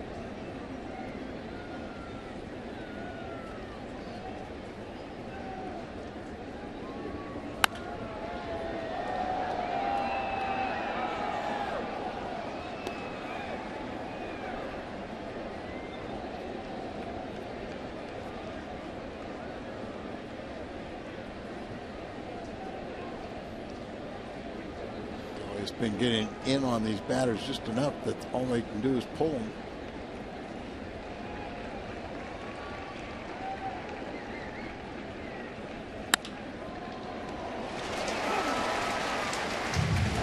Two away.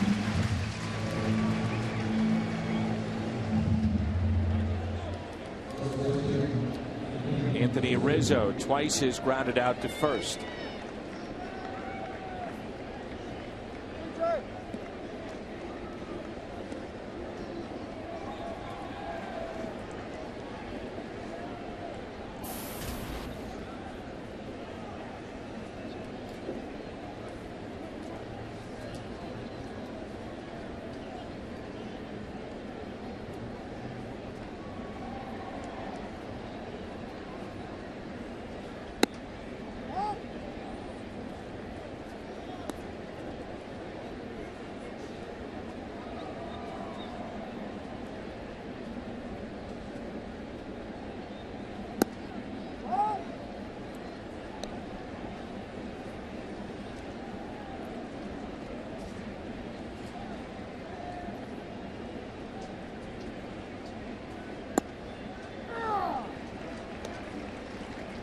Two outs, nobody on. 2 balls, 1 strike. Pitch count at 80 for Joe Kelly to play here in the top of the 5th. Luke Gregerson has struck out Chris Heisey to end the bottom of the 9th inning. So the Reds and the Padres will go to extra innings in a game where we have some rooting interest. A lot of talk that Gregerson could have been moved at the deadline. Stayed put with San Diego. 2-2, 9th inning.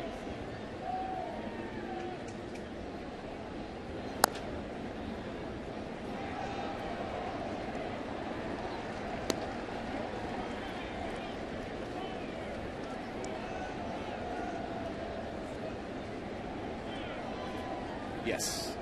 Got it. You see that play? Knuckles. Good pounded. Nicely done. 3-2 pitch. The fly ball lifted out to left. Holiday battles the sun. Makes the catch. 4-2 St. Louis.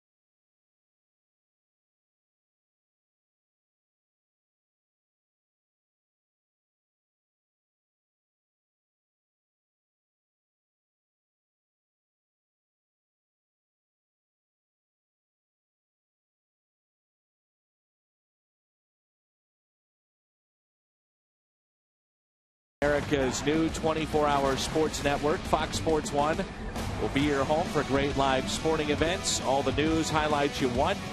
All the shows and specials that only Fox could bring you. America's new sports network, it's Fox Sports 1, coming in 6 days. Cletus and the Fox Sports girls on hand today as their road trip continues in their promotion of the new network.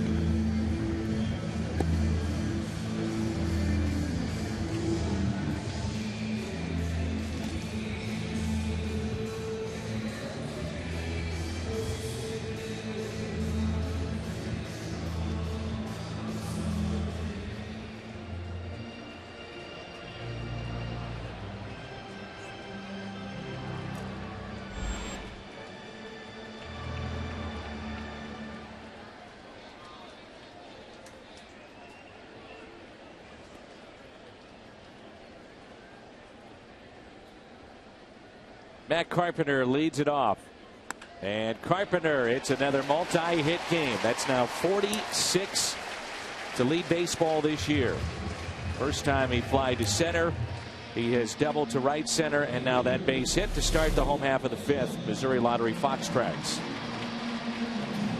Goes down to get that one. When Matt Carpenter hits, the Cardinals win.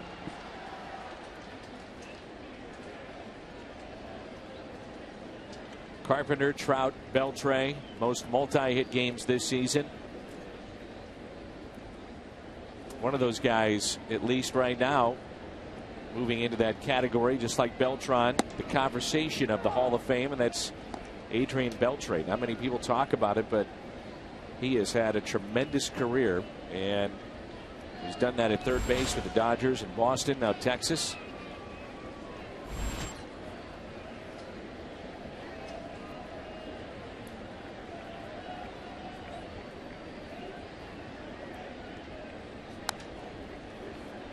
Really important for the Cardinals to continue to tack on.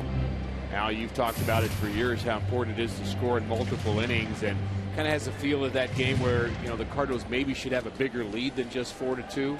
Kind of a gift run on the Sun fly ball error by Matt Holliday, then the little infield hit, and so you easily could be 0 Cub runs, and the Cardinals have hit a couple of line drives at the wrong time. Seems like a 6-run lead, but it's not, so you better tack on.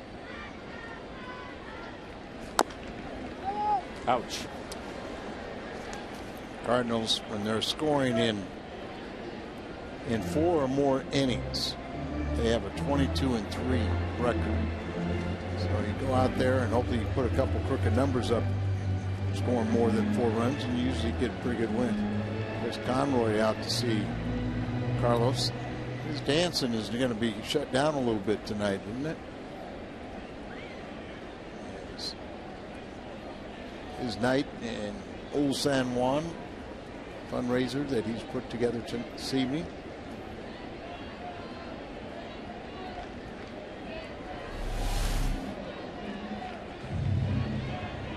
Hector.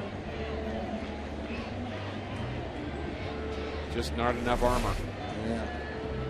Carlos has had a very good month of August. At this point, batting .438, 1 home run, 6 RBIs, on base .472, and this year against Chicago, nearly a .400 hitter. Right now, he's got his eyes were watering and pain in the foot. He says he's okay, but it's still stinging.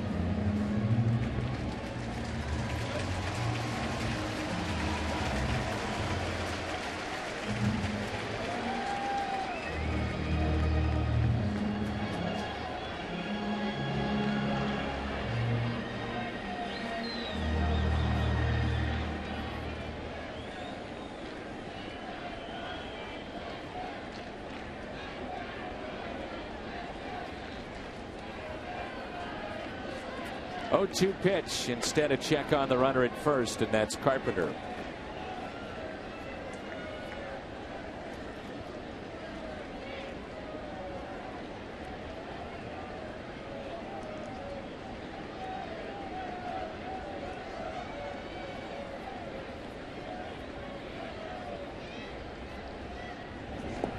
In the dirt, scoots away. Carpenter stays put at the bag at first. He would have just gone, he would have been fine, but wasn't comfortable as it didn't get that far away from Castillo.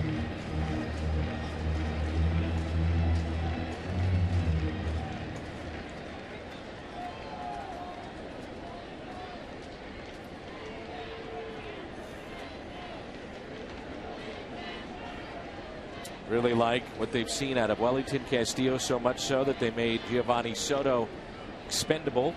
Now he's with the Texas Rangers. Former All-Star and Rookie of the Year. Short lead at first by Carpenter, and here's a 1-2 pitch to Beltran. Off the end of the bat. Would that have been nice? Just foul. Look at all the English on that foul ball. Carlos, this game will have that at least a bag of ice on his foot, and it's always important to balance out your body temperature, so a little mint chocolate chip from the mouth to cool it down. Al, you are in love with the mint chocolate chip. I love her Twitter poll. You give me this Twitter option and just can't get it off my mind. Understood. In your groove.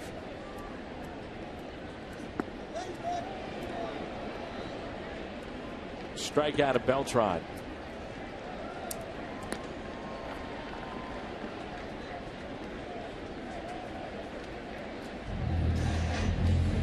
Try the new Egg White Delight McMuffin. Only 250 calories and only at McDonald's.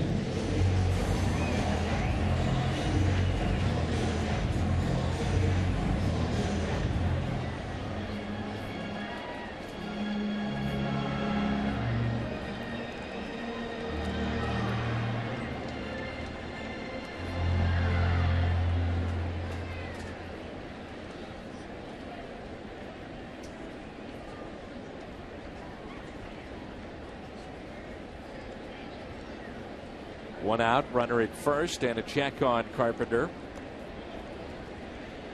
It's turned out to be a beautiful day for baseball here in St. Louis. Cubs looking for a sweep. It's another big crowd. Cardinals trying to salvage a game before the off day tomorrow. Then Pittsburgh in town. First of 3 starting on Tuesday night.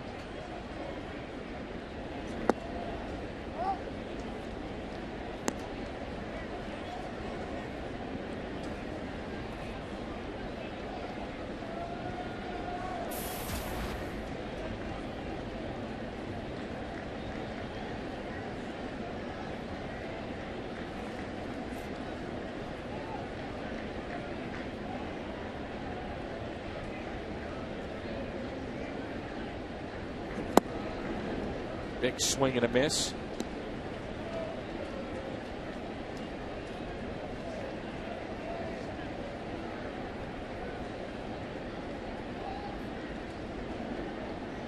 That one's been walked twice. It came in here.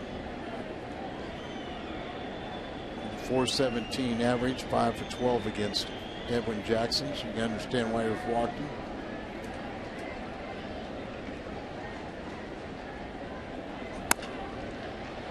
Base hit out to left.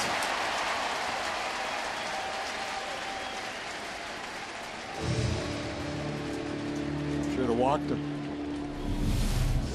Now make him hit their way on.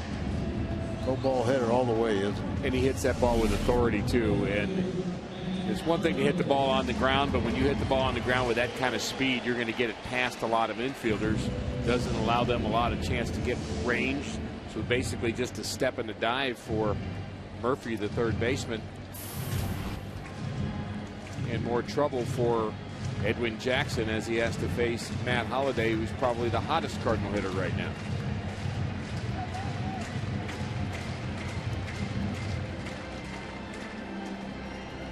Runners at first and second with one out.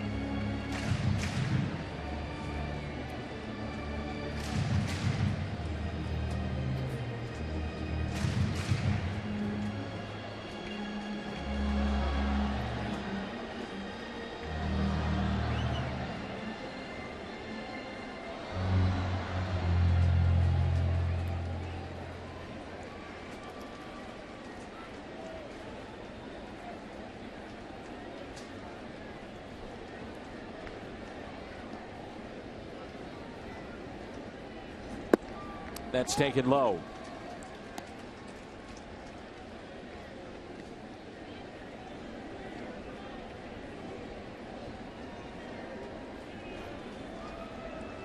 One out, runners at first and second.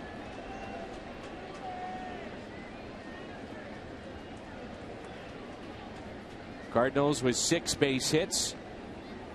One of those from Holliday in the first.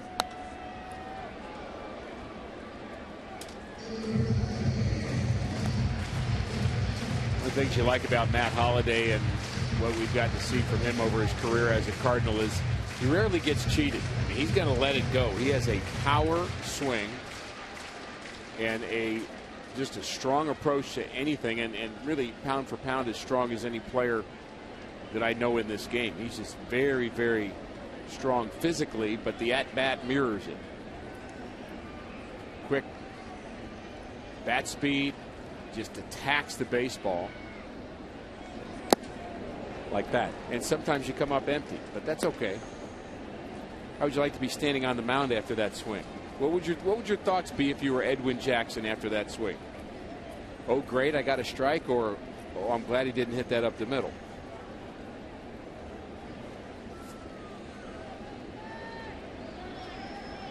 And I better be careful with this one.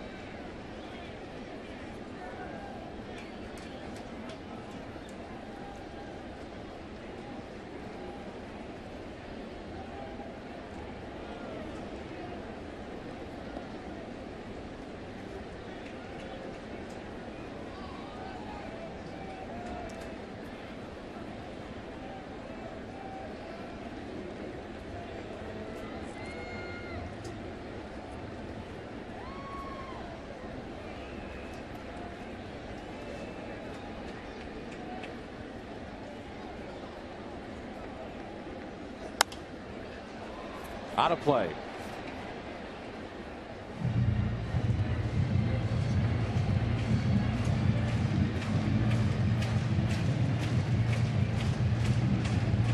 Fans' fielding position has gone down, Al, since we gave them wonderful praise.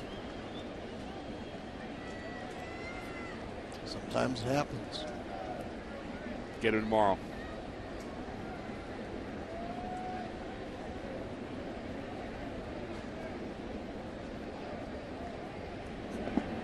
Nice block by Castillo.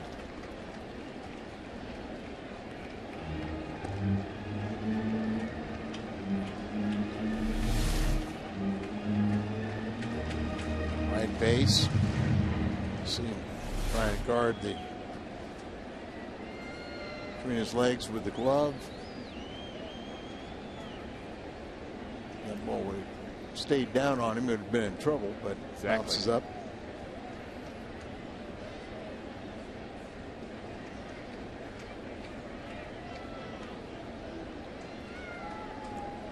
Two pitch to Holiday. Out at second.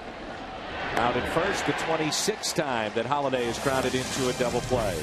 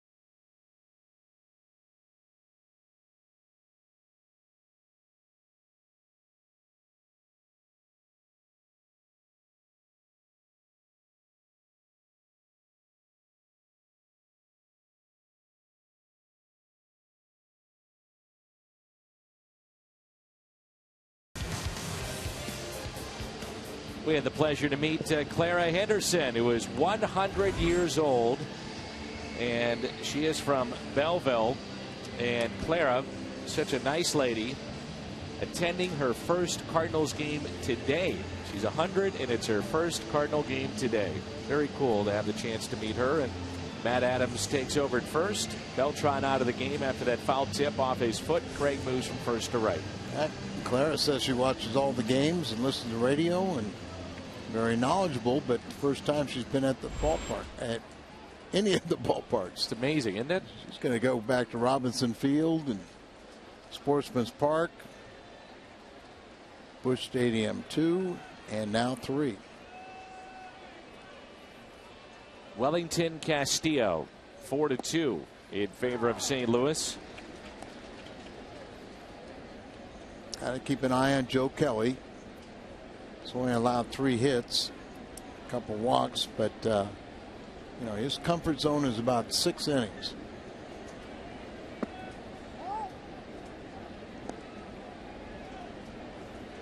He's pitched into the 7th, but never through the 7th.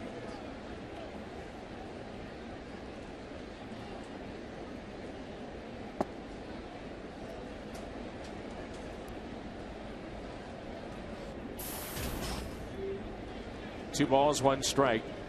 Castillo has walked and scored a run. Also struck out his first time up back in the 2nd. Cubs return home after today. They've got 10 days at home. And we still have a couple of series remaining with the Chicago Cubs, including next weekend at Wrigley. I'll be back here for the final weekend of the regular season. And the Pirates and Cincy will be playing each other. Cardinals still have plenty of games left with the Pirates and with Cincinnati, and they have a bunch of games amongst themselves also. So the Central Division race is still way up in the air. Cincinnati now in the 11th inning, tied 2-2 with San Diego. And the Pirates and Rockies just getting underway.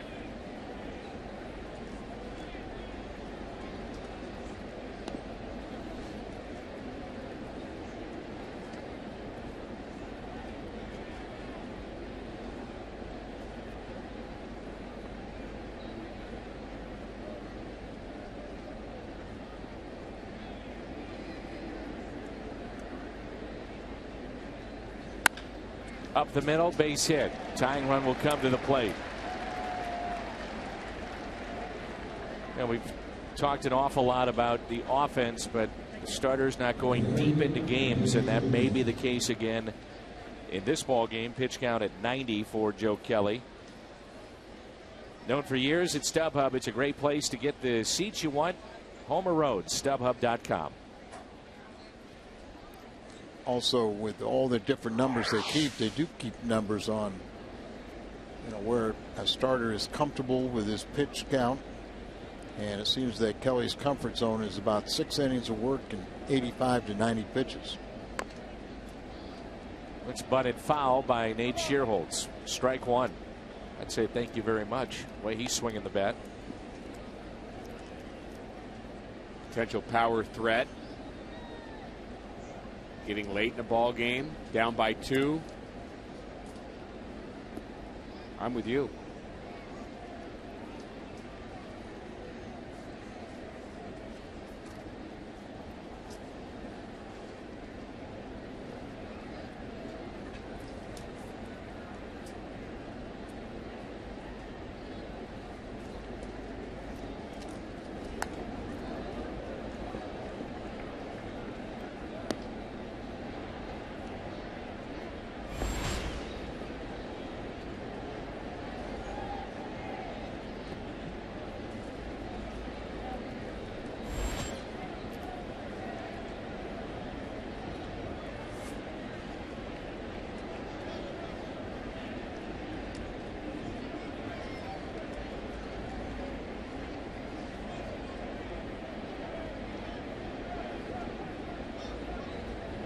Oh, 2 pitch taken high.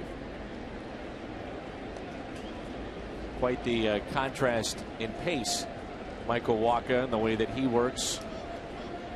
Or Seth Maness out of the bullpen. Both these starters today have gone deep into counts. Joe Kelly and Edwin Jackson. There's a look at Michael Wacha.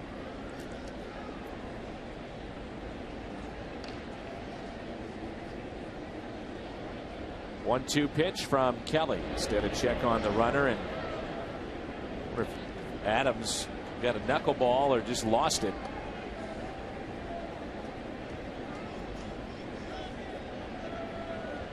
Mentioned Maness warming up. We'll talk from time to time about pace of games, and just kind of had a memory recently of just how much umpires used to have the ability to try to control that a little bit. Some of that was between innings. They used to kind of rush guys off the field. They were always saying, let's go, let's go.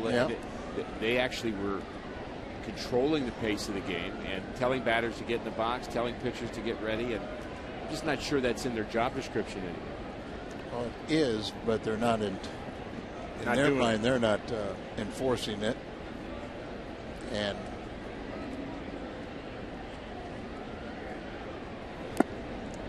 held on to by Tony Cruz at the strikeout. Shearholtz, the first out. What's on tap brought to you by Budweiser, the all-important series with the Pirates. What's on tap? Brought to you by Budweiser. MVP candidate Andrew McCutcheon will be in town. We'll come your way at 6:30, Game 1, Cards and Pirates. And it's back out on the road for St. Louis in Chicago over the weekend. We'll have those broadcasts for you right here on Fox Sports Midwest. Got a brief stop in Milwaukee and then back home. One out, runner at first. Up the middle, base hit. Murphy with the hit. This has a similar feeling to last night. Cardinals really in control of the game, and then slowly but surely the Cubs somehow get back in it. Right now they've got the go-ahead run coming to the plate, the Hyundai replay. Just up the middle, and Cosma going to his left, but didn't get close. And Mike Matheny will bring in his double play specialist. Picked up another one last night, huh? 13 double plays off.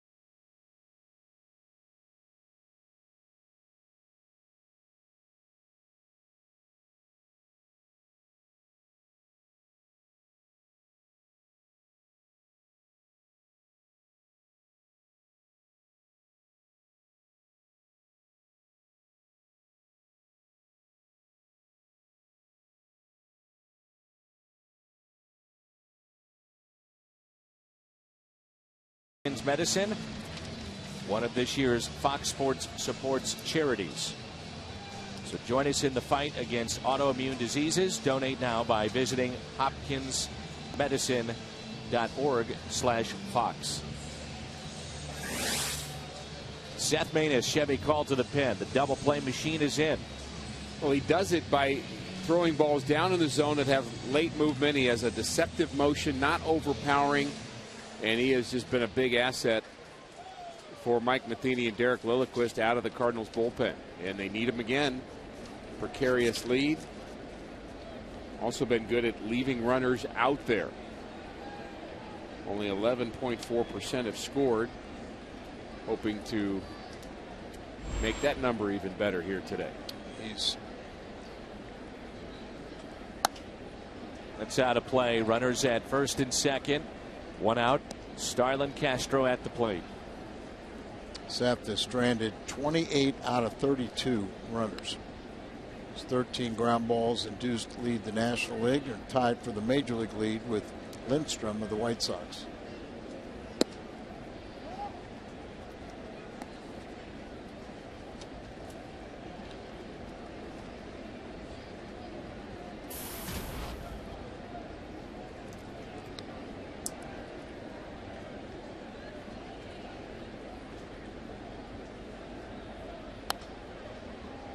Strike two. Might be one of those situations where you get Castro again to reach, put it in play, get your ground ball, potentially the double play. I got away with the pitch right there. Agreed. It's up out over the middle of the plate. Kind of sat there for a second. They fouled it back. Castro runs well, but he's a double play candidate. Nice block there by Cruz.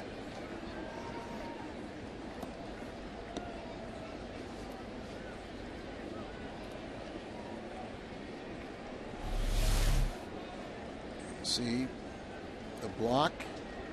Contrast the difference in form between he and Castillo that you mentioned earlier, Al. There was a lot of space where if the ball would have scooted under Castillo's glove, it might have gotten past him, but Cruz not giving that opportunity. Broken bat and a single into right. Run will score. It's charged to Kelly. It's now 4-3.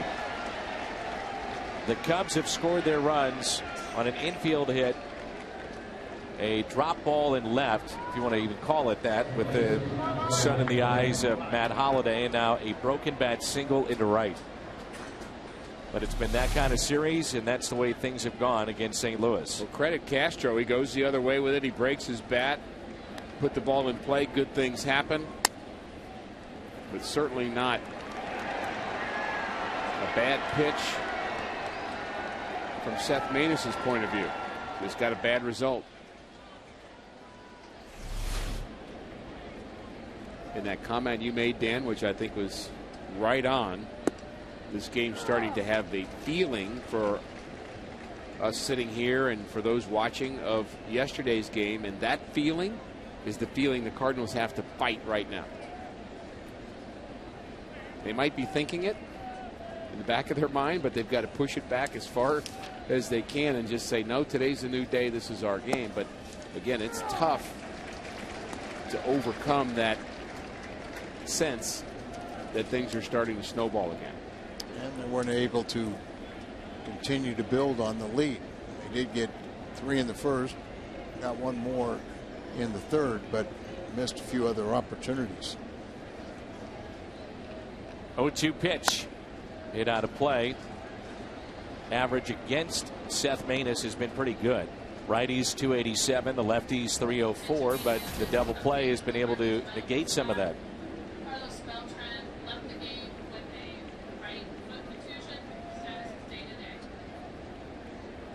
No balls, 2 strikes, and 1 out.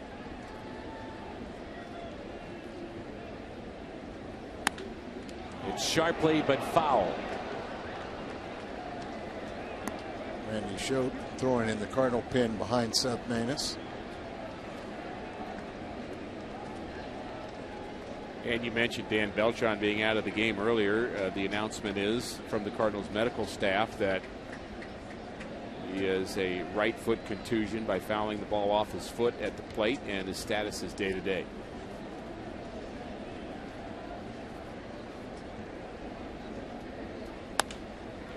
Up the middle, that's a base hit. Throw by Jay, puts it in his back pocket. We're tied, it's 4-4. Cub fans having a little fun. 4 hits this inning. Seth hasn't retired the 2 men he's faced.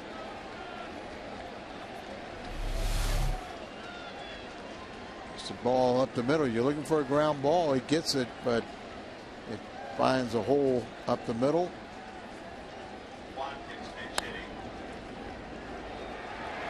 And they'll send him on home. David Bell with that call, third base coach. Derek Lilliquist out.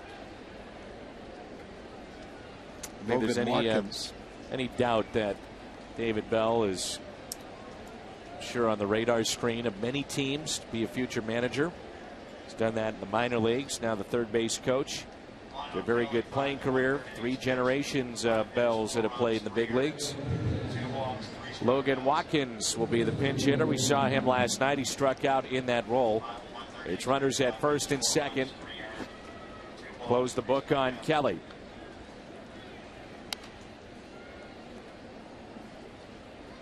Kelly threw 96 pitches, 56 were strikes.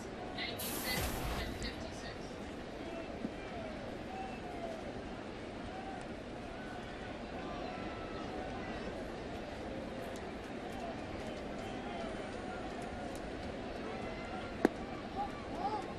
Lionel Jackson, 5 innings pitched, 6 hits, 4 runs, all earned. 3 walks, 2 strikeouts, 1 sac fly. 5 innings pitched, 6 hits, 4 runs, all earned. So both starters out of the game. It's up to the bullpens. 1-1 pitch, ground ball. There it is. Adams spinning for one and gets the man at second base. Pretty good play there. Not an easy play. Gutsy play. I would agree with that. He could have been a little more safe with it, but he tried to get 2 outs and thankfully got 1. Jackson threw 84 pitches, 47 for strikes. 84, 47. Time for the Twitter poll results. And we understand this is the closest vote we've had yet with the Twitter poll. Mint chocolate chip gets it by a nose. Well, Dan, I'm sorry, I didn't hear you. What did you say? Mint chocolate chip, Al. Oh, mint chocolate chip one. Rick doesn't like it, but we can totally understand that. Well, I like a combination of chocolate and vanilla, which in my mind is 53% of the vote. Here we go with your numbers again. Yeah. Hey, do the math, Dan. Let's go.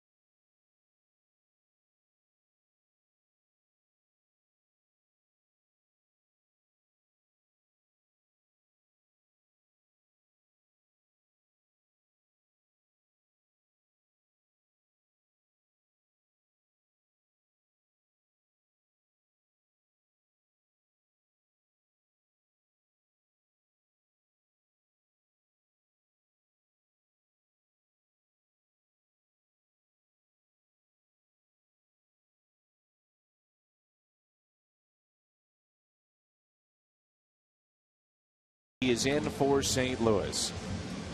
Choate very tough on left-handers.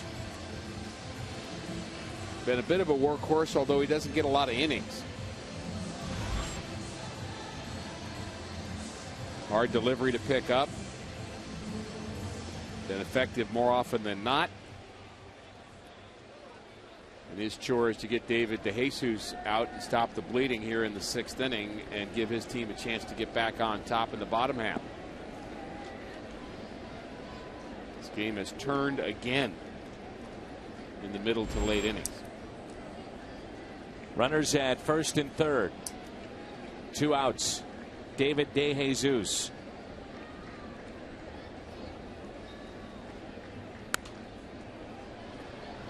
You see the Cubs, a little extra jump, playing very free, very easy, playing the role of spoiler here at Busch Stadium this weekend. And it just goes back where we're saying that when you have a club like the Cubs, you've got to get an early lead on them, try and add on to it, and then just tell them, okay, you can't hang with us, think about tomorrow. But if you just let them, stay in the ball game, they'll eventually find a way. Popped up. Cardinals shortstop Cosma calling for it. He's got it. We're tied up. New game. It's 4-4.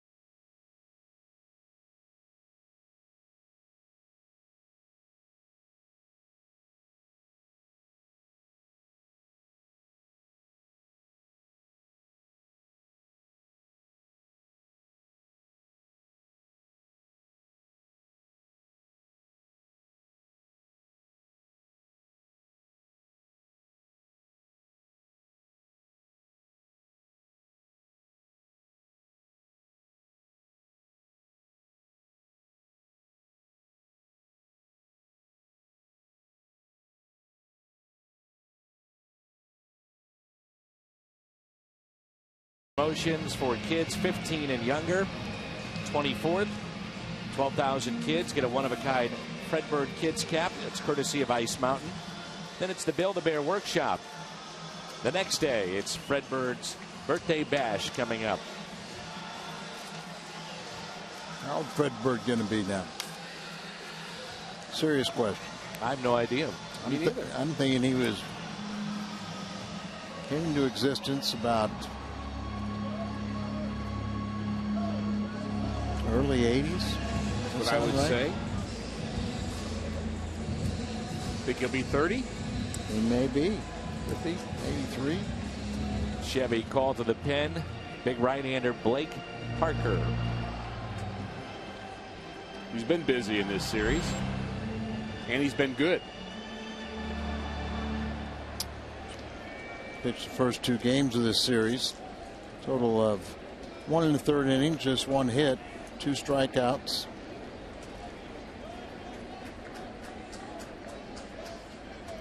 Redbird was born in 1979. He was hatched from the mind of Marty Hendon.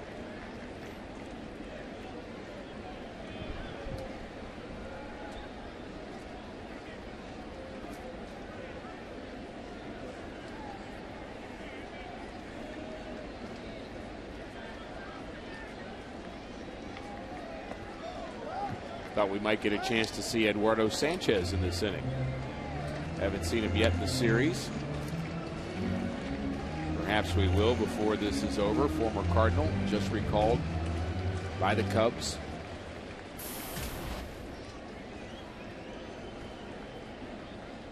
But their lone left-hander getting loose now. That's James Russell.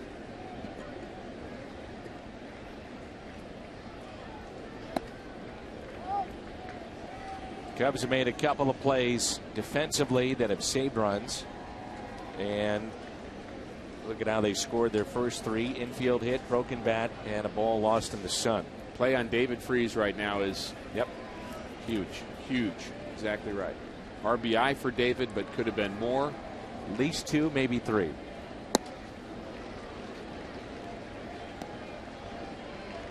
That came in the 3rd inning.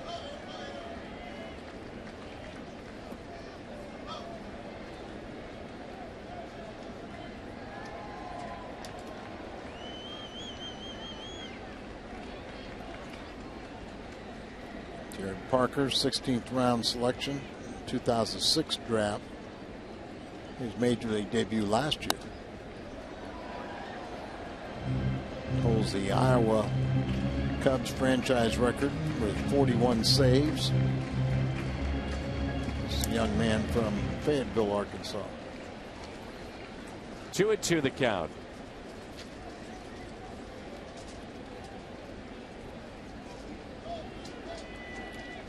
Adam Wainwright will have another crack at win number 14 on Tuesday night. How about Max Scherzer? 17 wins already. 3 ahead of Moore of Tampa Bay. St. Louis native who's been just outstanding, not just this season, but really dating back to last year. Scherzer, the right-hander for Detroit. I don't know how his team loses. He's gotten a lot of run support, but he has pitched really well. And the other day, not only did he get his 17th win, but he got his 1,000th strikeout. In the air, out to center. Another ball that's hit hard, but just dies near the track. De Jesus is there for out number 1. Take these balls out of the humidor. Cooler temperatures in St. Louis, perhaps? It's part of it. But they just don't seem like they go anyplace.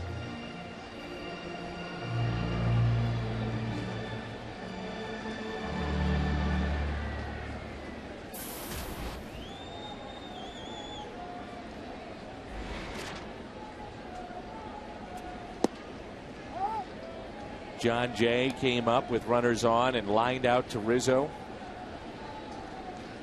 Cardinals have had some tough luck in that regard too, but bottom line, we're tied up 4-4. That's baseball. Third baseman is in. Big gap in right center. 1 ball, 1 strike. Pirates have jumped out to a 1-run lead in the bottom of the second against Colorado. They're in the 12th. The Padres and Reds tied up at 2. You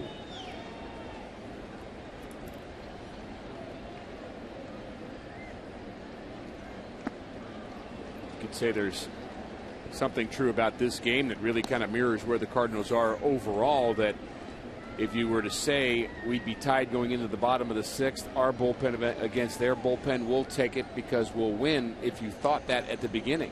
But because you were ahead and have kind of fallen behind, it has the feeling like you're playing catch up, even though it's a tie score. It's exactly like this season for the Cardinals. They're still in a much better place than the Washington Nationals and the Milwaukee Brewers and many, many National League teams. It just doesn't feel that way.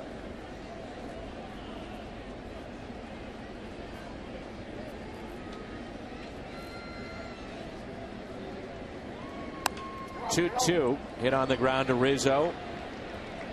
Flips to his big right-hander.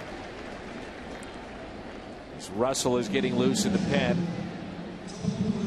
Blake Parker has gotten the first 2 here in the bottom of the 6th. Edwin Jackson, 5 innings, 6 hits, 4 runs. They were earned. Walked 3. Pair of strikeouts.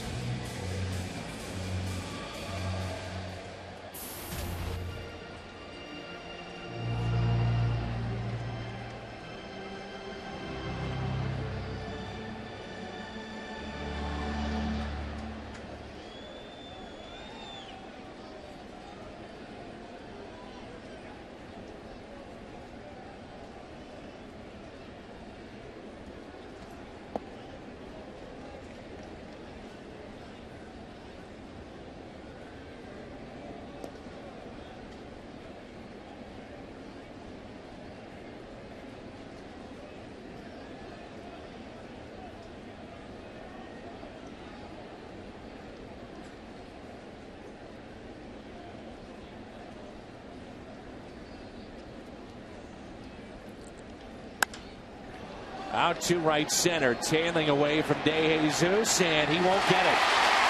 One hops off the wall, and Tony Cruz is in with a 2-out stand-up double.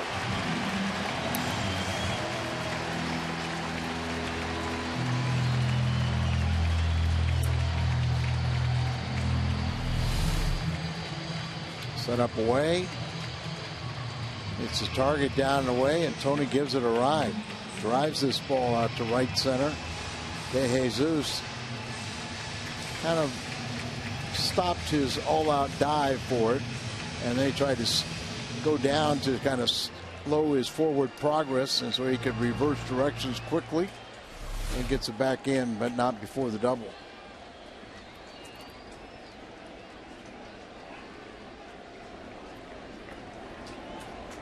Now it's Pete Kozma. Chance to put the Cardinals back on top. Pete needs something good to happen.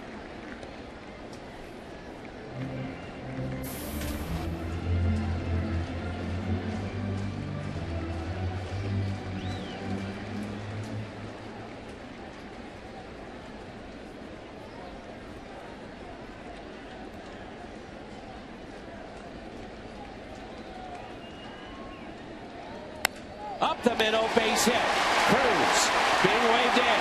Throw by De Jesus. Not in time. Pete Kozma gives the Cardinals a lead, 5-4. Pete's 33rd RBI drives in Cruz, and it's a big one. He's really needed something to kind of get him thinking in a positive direction, and he hits this ball up the middle. Tony's Cruz is coming here. Even though De Jesus' throw was on a low trajectory, Kozma still goes to second base and puts himself in scoring position.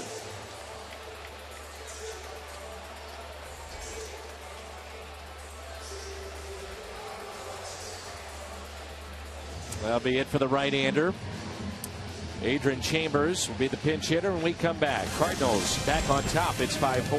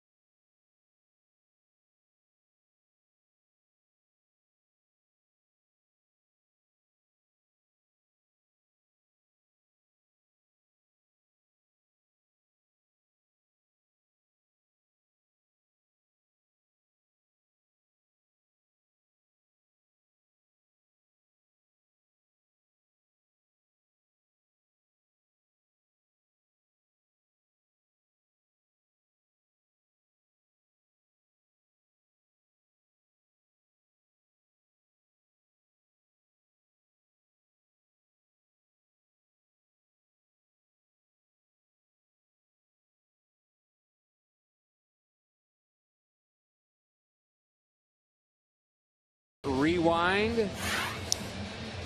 Edwin Jackson started for Chicago. He went 5 innings and gave up 4 earned runs, and Joe Kelly had a good start.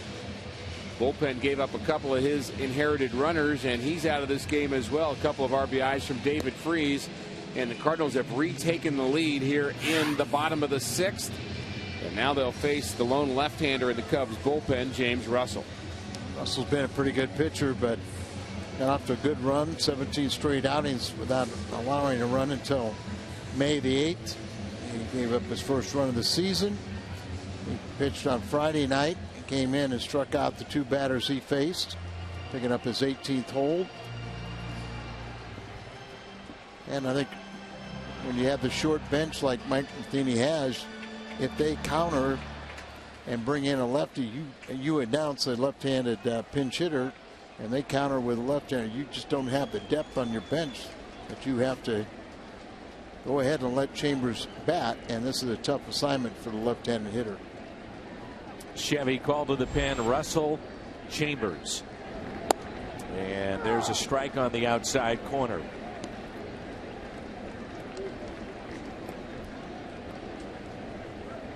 James Russell, his dad pitched in the big leagues a number of years. Outfield shallow, big gap in right center. And an 0-1 pitch. Check swing. Held up, 1 ball, 1 strike. To your point, Al, only 2 bench players remaining now for the Cardinals. That's Rob Johnson, the backup catcher, and Daniel Descalzo, who also hits from the left side. The Cardinals going with the extra pitcher, so you only have 4 bench players, and it makes Mike Matheny's job a little more difficult handling the pinch hitters and the bullpen. And we'll see maybe with the off day tomorrow whether the Cardinals on Tuesday would stay with the extra pitcher or add another position player to their bench.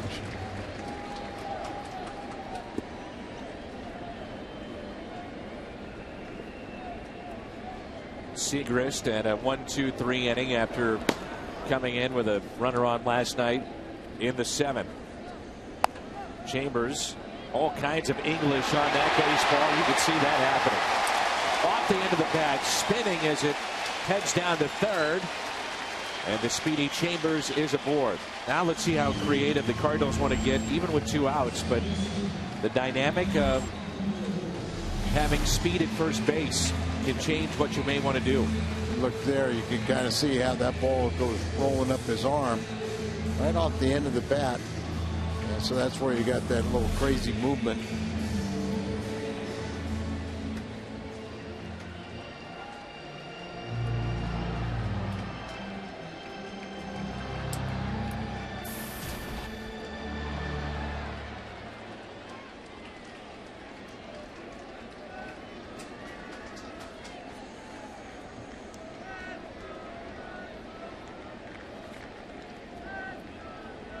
Two outs, runners at first and third.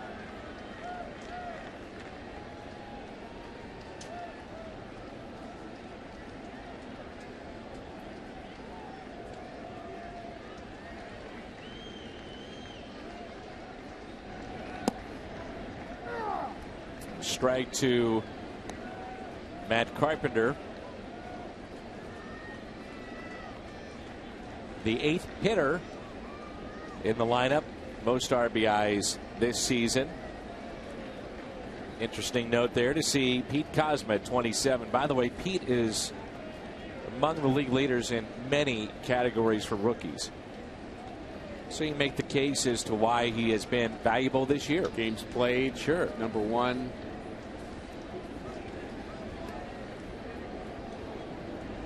And you're wondering about Adrian Chambers running, certainly a threat to steal, but you also have Matt Carpenter at the plate.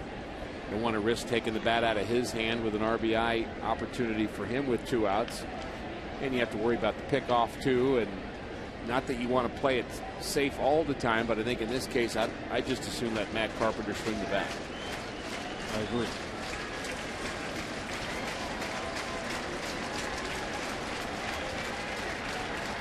And I don't mind him getting in the head of Russell and course. Maybe make him throw a ball away at first, or not have the good concentration going to the plate, make a mistake in location. Just don't get picked off. Don't do anything silly over there.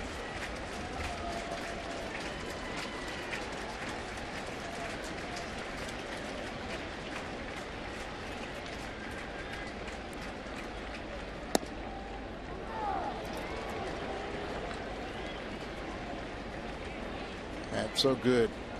Just not allowing that front shoulder to open up. Stays on pitches, lets them come deep. It's a lot of ball to the opposite field. How shallow they have Junior Lake, the left fielder, playing.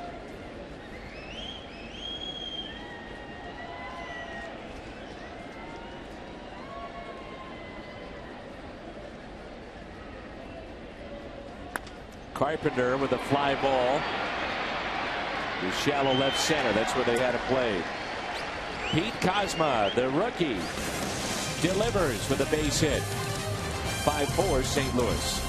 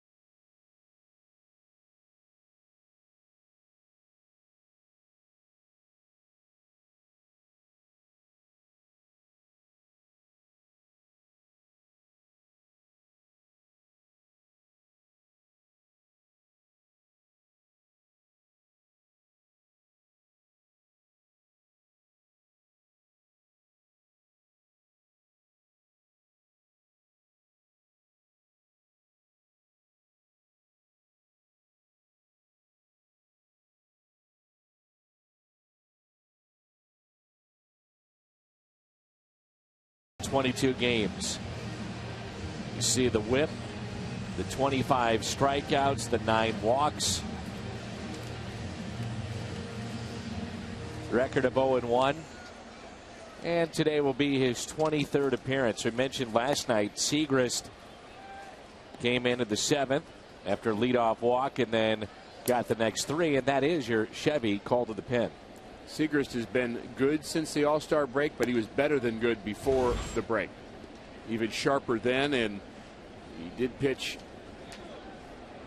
here yesterday, had a scoreless inning, but threw a couple of pitches he may have gotten away with. He got a 1-2-3 inning in the 7th.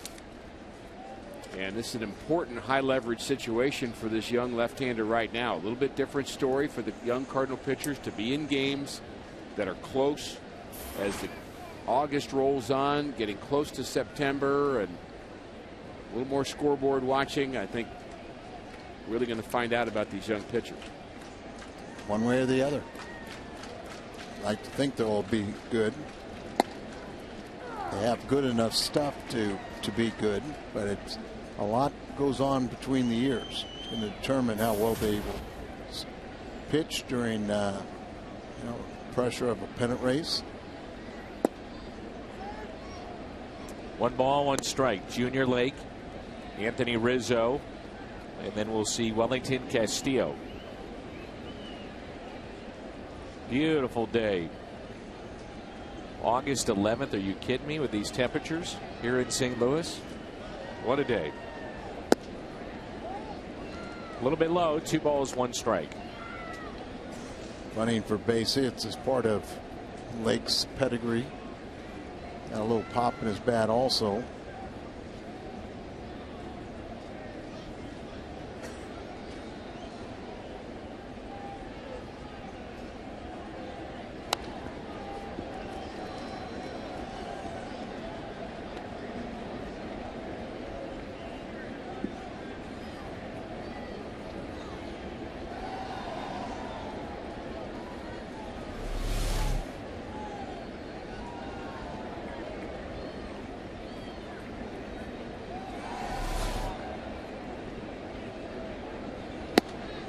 Swing and a miss.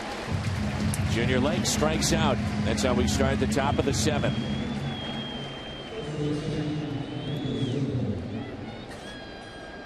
With his ability, should be tough on lefties, but he's really tough on righties also.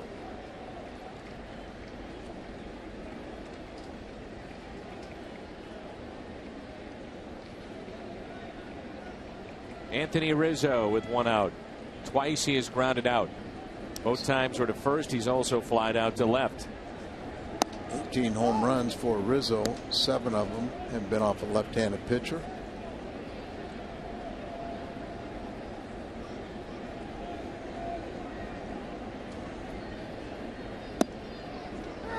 One ball, 1 strike.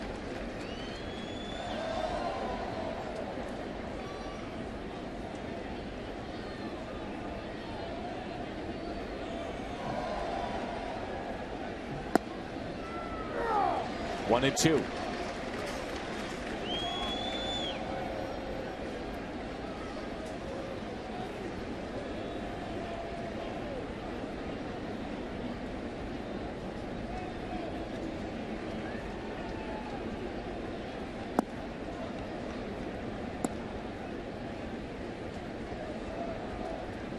Cardinals jumped out to a 3-run lead in the first. Cubs cut into the lead 3-1. That was in the top of the 3rd. St. Louis made it 4-1 in the bottom half of the 3rd. Cubs with a run in the 4th, then 2 in the 6th. That tied it up at 4-4. Bottom of the 6th, St. Louis with an RBI base hit up the middle by Pete Kozma. The 2-2 hit out of play.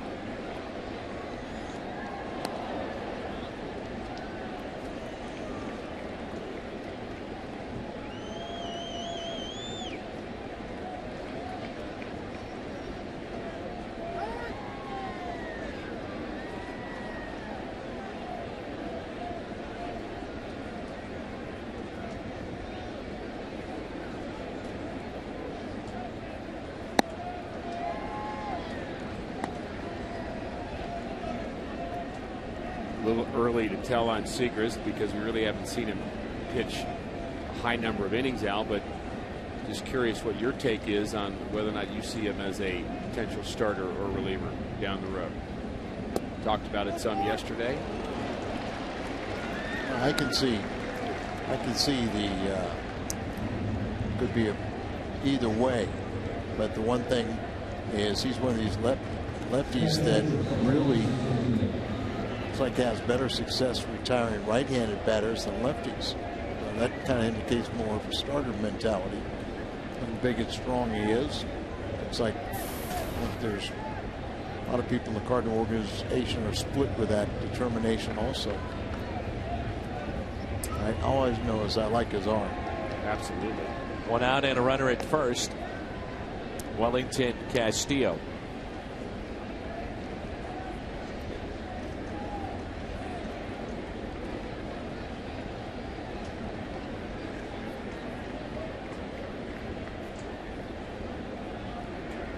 Outfield is straight away. They are deep as we play here in the top of the 7th. Oh, watch out. There's that fastball at 93. Castillo gets hit a lot, and I think he dives a little bit. Plus, teams are trying to pitch him inside, so he's fairly close to the plate anyway. And he's coming in, and then the ball just kind of runs in on him as per the plan. And I'm sure he's glad he wasn't hit by that pitch. Yeah, hitters just don't assume that they're going to be pitched inside. The ball get away. 1-0 pitch with 1 out and a runner at first and another check. How long does Segrist, and you bring up the valid point, Al, that he can get both righties and lefties, not just the situational lefty, but your bullpen at this point, if you're the Cardinals, is taxed. You know, you've got Rosenthal, a lot of pitches last night. Blazek same way. Might be asking Edward Mujica to get you more than just 3 outs if need be. Well, I don't think that's a problem for Mujica.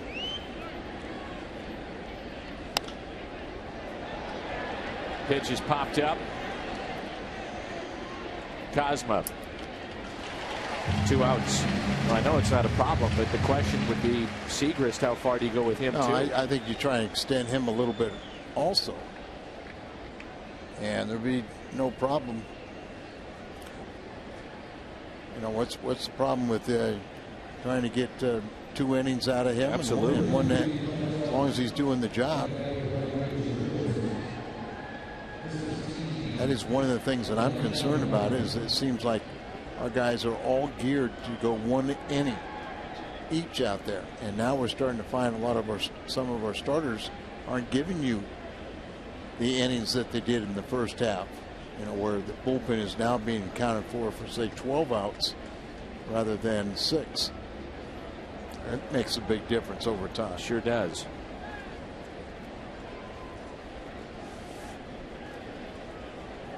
And you know, I kind of talked about I put warning flags up when Mike Matheny had things going good in his bullpen, where he had a 7th, 8th, and 9th man, and said that was all predicated on each of them doing their job.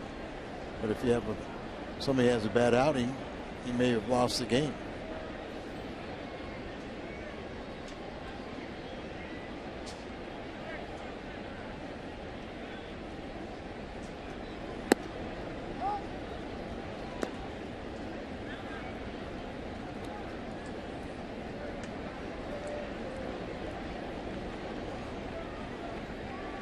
McDonald,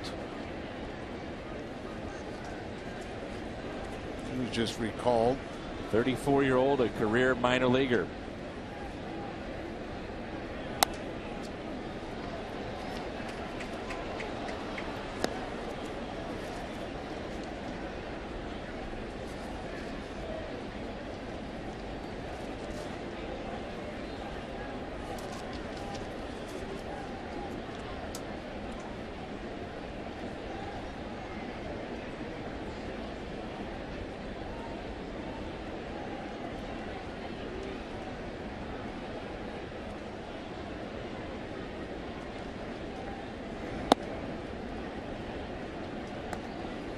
And it just goes to show you, if Seacrest was a 41st round selection, McDonald was selected by Baltimore in the 1st round, 26th overall in 1997 draft.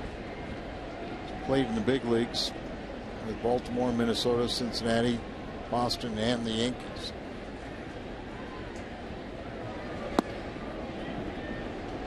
Three and 1. 19 pitches this half inning. The more pitches he throws, the more that speaks to your question about how far do you go with Segrist. Perfect world, he would have thrown 3 pitches, got 3 ground balls, and we'd be talking about the 8th inning differently.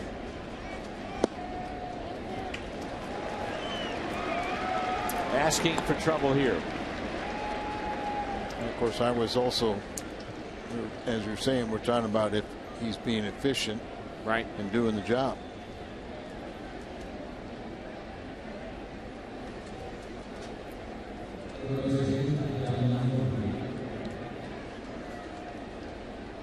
So 2 outs, Donnie Murphy.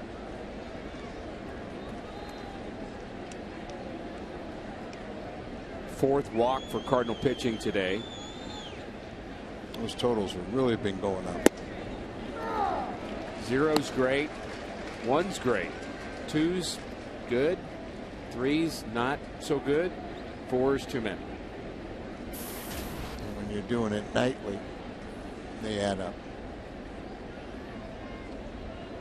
Runners at first and second. 2 outs. Just missed inside. 1 ball, 1 strike.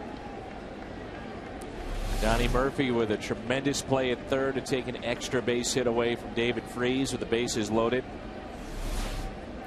But saved at least 2 runs from scoring. That was early on.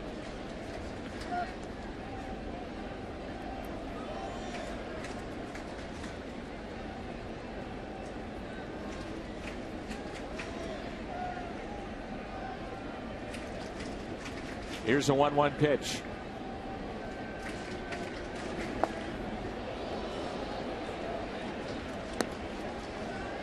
No activity in the Cardinals bullpen. This is all Segrist right now.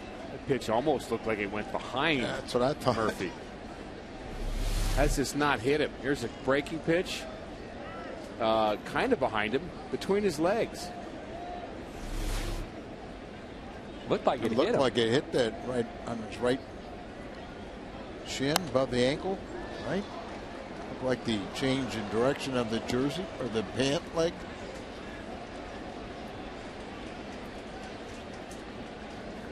See, but you got to like that, Al. He's not begging to take first base. He says, I'm going to try to win this game with my he bat. actually felt it. Right. That's good if you do it, but if you don't. Well, I said I like the attitude. Yeah. We'll see what happens with the result. 2-2 pitch, 2 runners on and 2 outs. Here it comes from the lefty. Got him. Strikeout. Time to stretch. 5-4. Cardinals on top.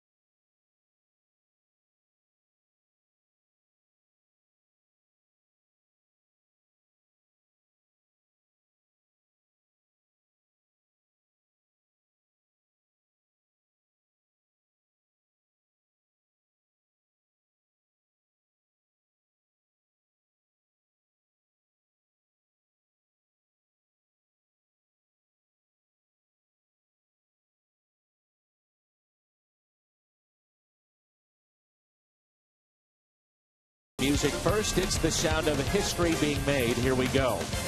And by Ford, the official cars and trucks of the St. Louis Cardinals.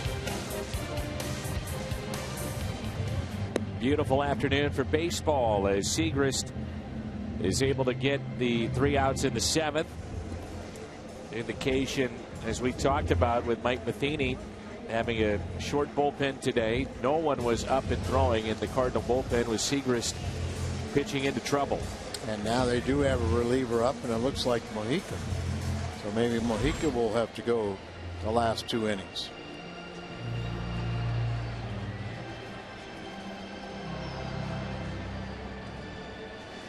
Off day tomorrow, why not? Yeah.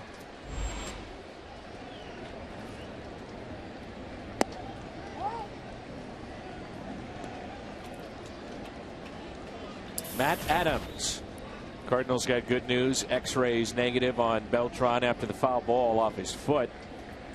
Adams started on the bench. They moved Craig to right. Beltran came out. The check swing and he went. 1 ball, 1 strike. Tough test here for Adams against Russell. Maybe his last batter. Yeah, I was thinking that too. Although the way Russell's been throwing this year, I don't know why they wouldn't leave him in a little bit longer. Although as the lone lefty, I guess you need him night after night. So get the lefties and have a seat. Out number 1 to center.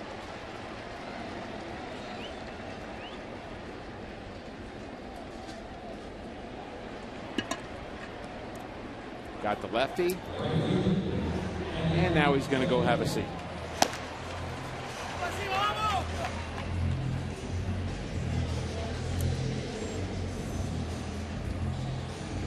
Cardinals have Craig and Holiday due up. Dale Swain will go to his bullpen. We'll tell you about the change when we come back. St. Louis on top of Chicago, 5-4, home half of the 7th.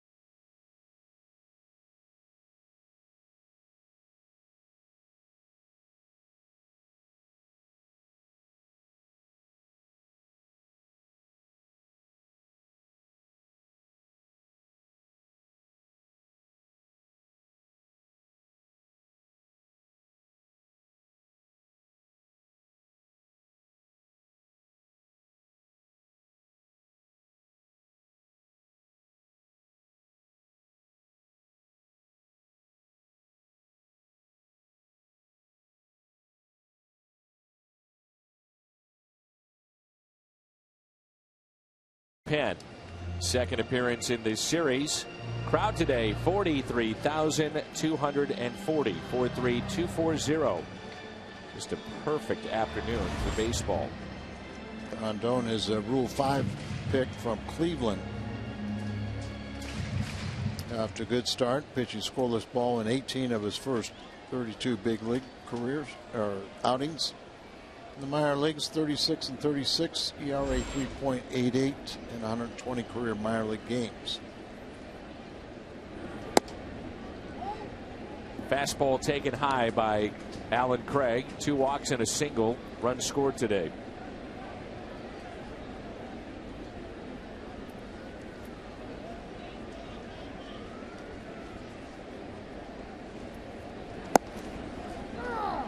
Rondon, at one point, a 22-year-old pitcher in the Indians organization, as you mentioned, down knocking at the door of the big leagues, and then he got hurt.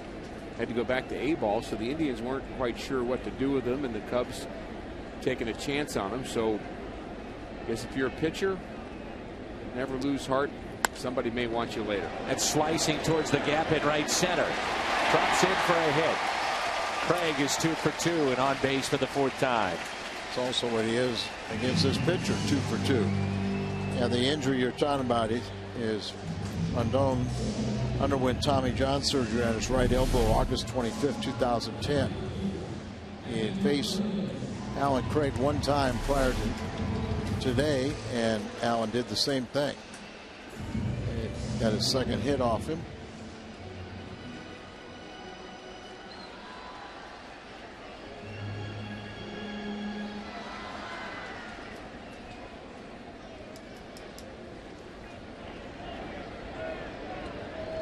One out, short lead at first. Here's Holiday.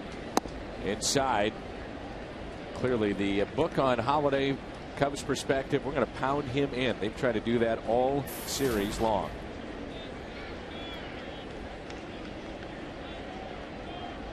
They make those pitching changes, and I'm talking to a couple of guys that made a living as a reliever. 1-0 pitch. Up the middle, base hit. Holiday, Craig stops at second base. Another base hit for Holiday. 2 hits and a walk.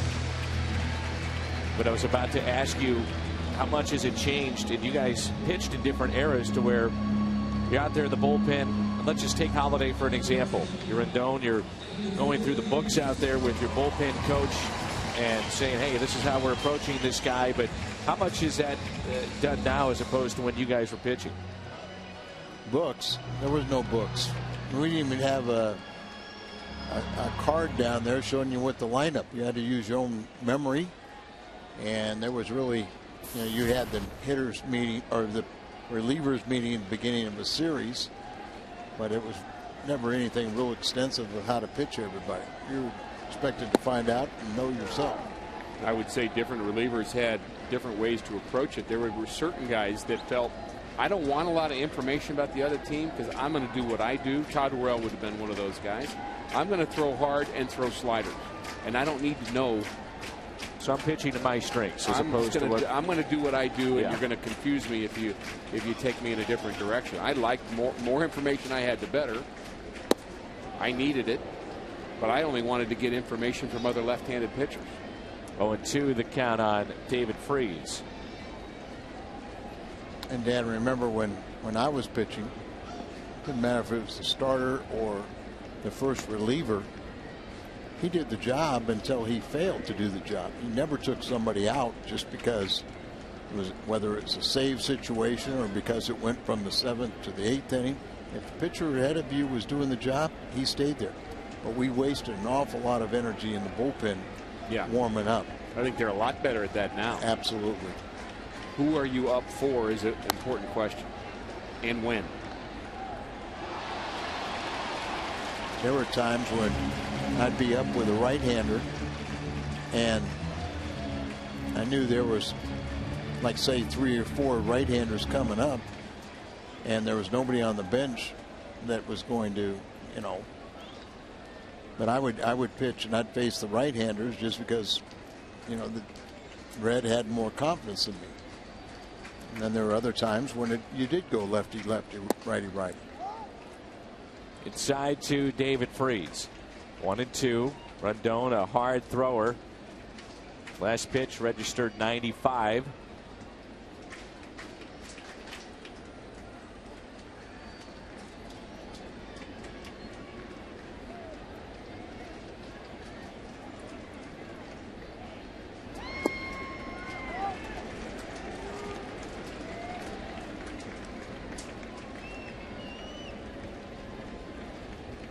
Previous pitch backed him off the plate. The breaking ball, outer half, seeing if he would chase. He stays in there, and it's a 2-2 count. 2 outs, or rather 2 on, 1 out. 5-4 St. Louis. Right through the legs, it looked like up Castillo. Runners advance to second and third. Those are 2 big runs out there. Now that's exactly what we both noticed early on about Castillo allowing too much space underneath his glove. And we'll have to look at it on the replay again, but this ball going underneath, comes and up. If it doesn't bounce up, it's through the wickets. You've got to smother that ball. Yep. And that's a big miss right there with 2 runners now in scoring position for the Cardinals, and now Chicago plays the infield in. Scored a wild pitch, but I'm not sure. Bases loaded.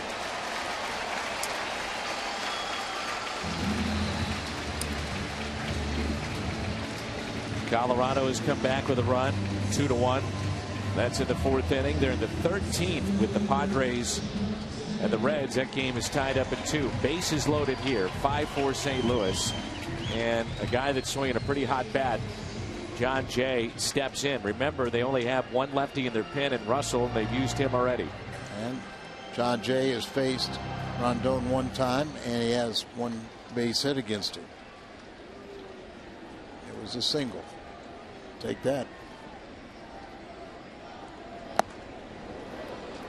By the way, with that last base hit by Matt Holliday, his average is now at 290.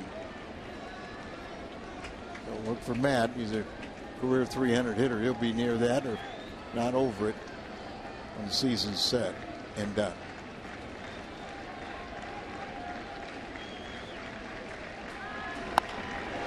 Jay with a fly ball out to right. The catch is made. Runner tags up from third, and it's 6-4. John Jay with the RBI. His second of the day.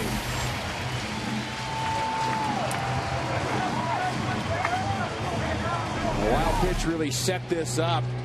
An opportunity for John Jay. Tries to go up and in, and he gets on top of it. just enough to drive it into right field. Good situational hitting for John Jay. Picks up an RBI. Good to see the career minor leaguer out in right field, McDonald, throw the right base. You know, instead of trying to throw home where he had no chance, to go to third and keep Holiday from going to third.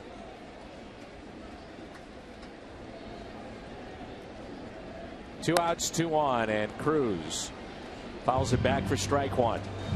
Tony Cruz with a ground out back to the pitcher. It's also grounded to short. A double and a run scored in the 6th. The key base hit by Cosma. With a single up the middle. That time to give the Cardinals a 5-4 lead. And it's now 6-4.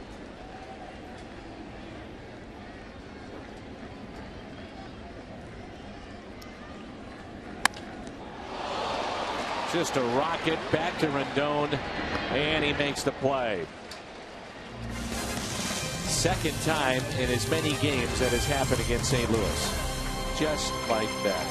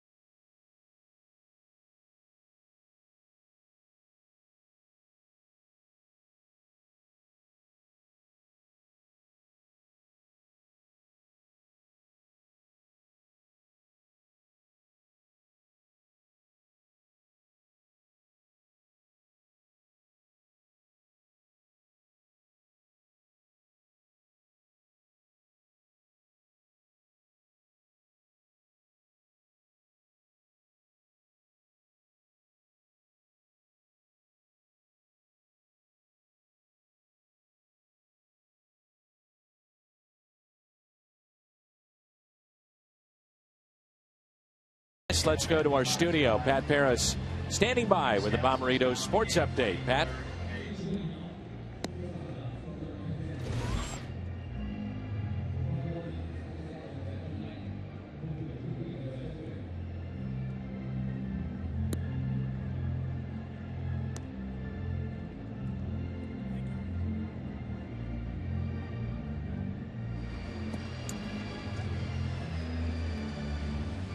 Cardinals need 6 outs.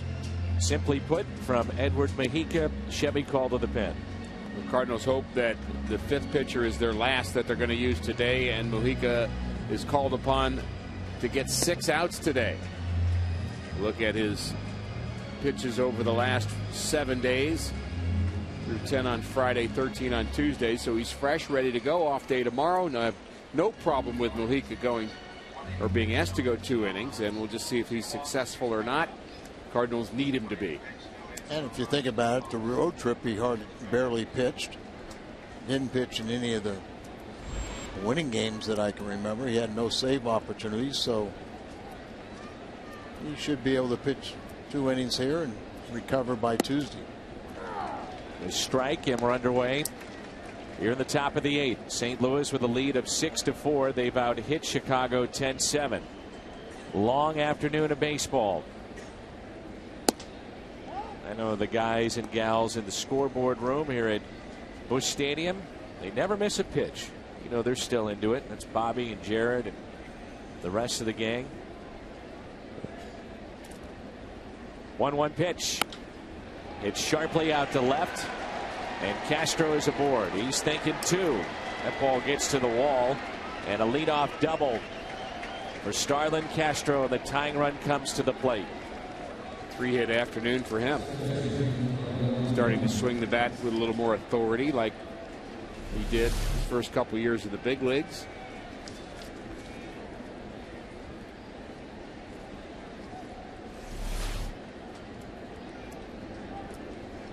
Here's Darwin Barney had the key hit last night.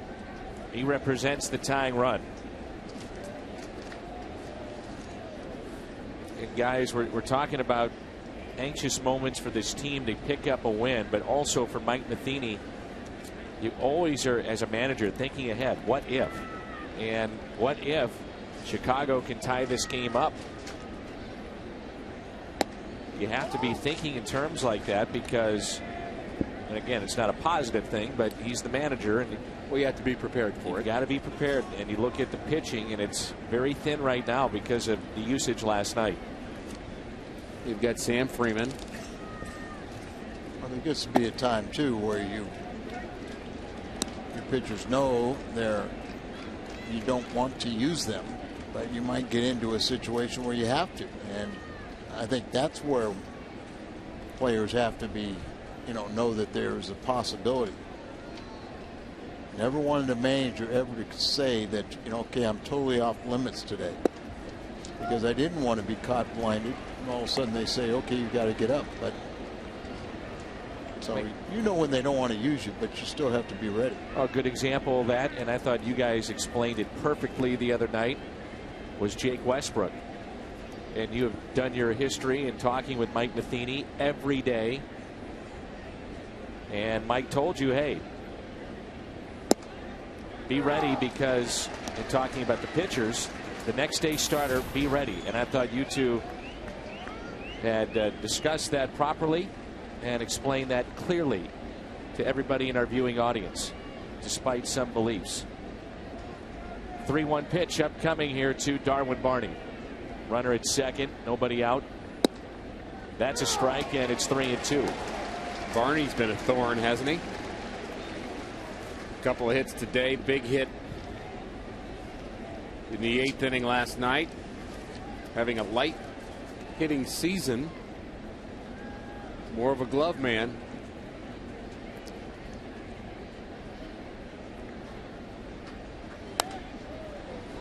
It's hard to strike out. We mentioned that. He's just trying to put the bat on the ball.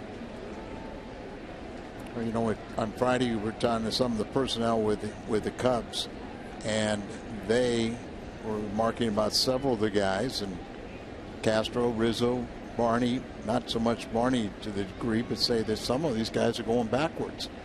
And there's kind of the guys that they were trying to build around. But Castro's breaking out of it. Rizzo had the big hit Friday night. So Darwin's not evolving?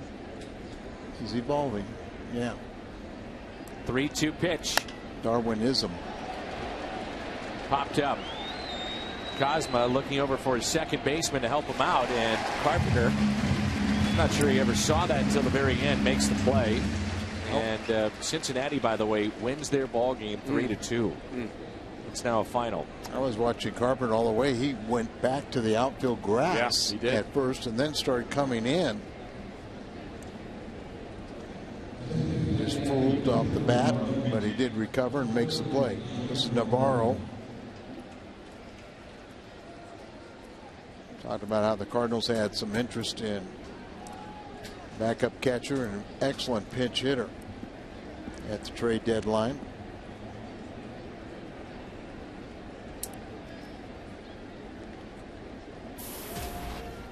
Seven for 20. Very good pinch hitter. .350 average. Couple of home runs as time is called. Mejica has not had a save opportunity since July 25th. That was before we went on the road trip. The last game on the homestand before the long road trip.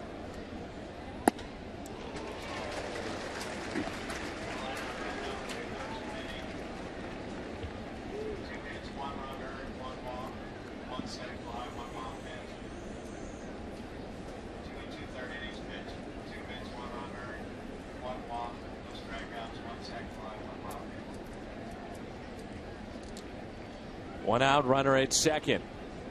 0-1 pitch. Fouled back.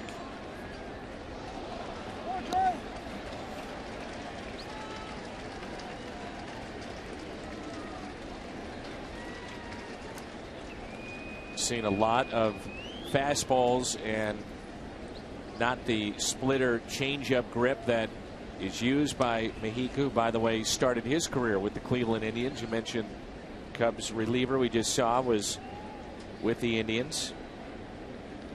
Happened in 2006 when he picked up this nasty pitch.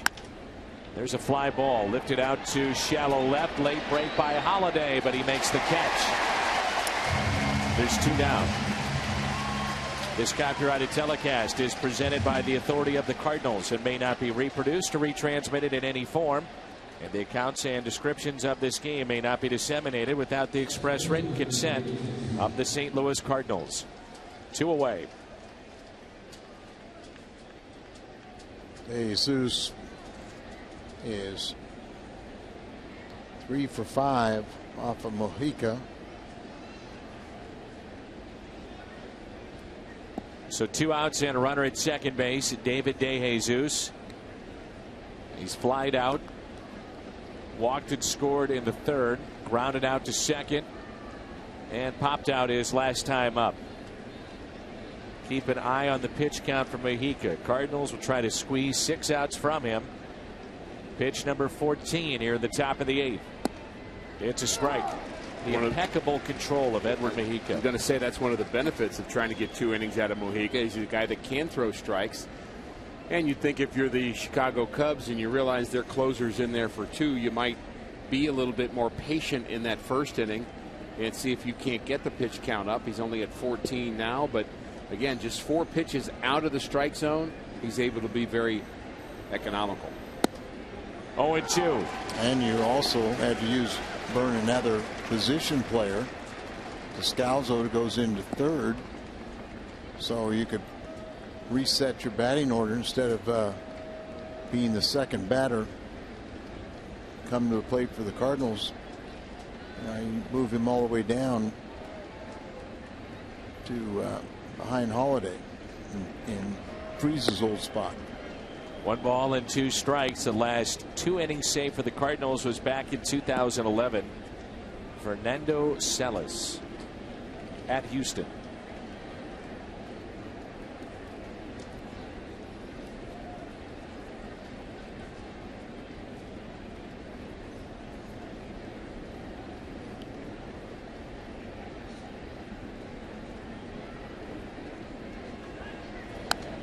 Foul back in a good rip.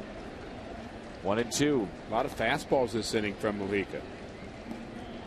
That's just because he feels like he doesn't have the changeup, or just that he feels like he can consistently throw that 94-mile-an-hour fastball. You might see after that good swing, you might see the changeup here. Logical choice. 1 ball, 2 strikes. Tying run at the plate. With the fastball and still throwing fairly hard, 93 miles an hour, so that really offsets the tremendous changeup that he has.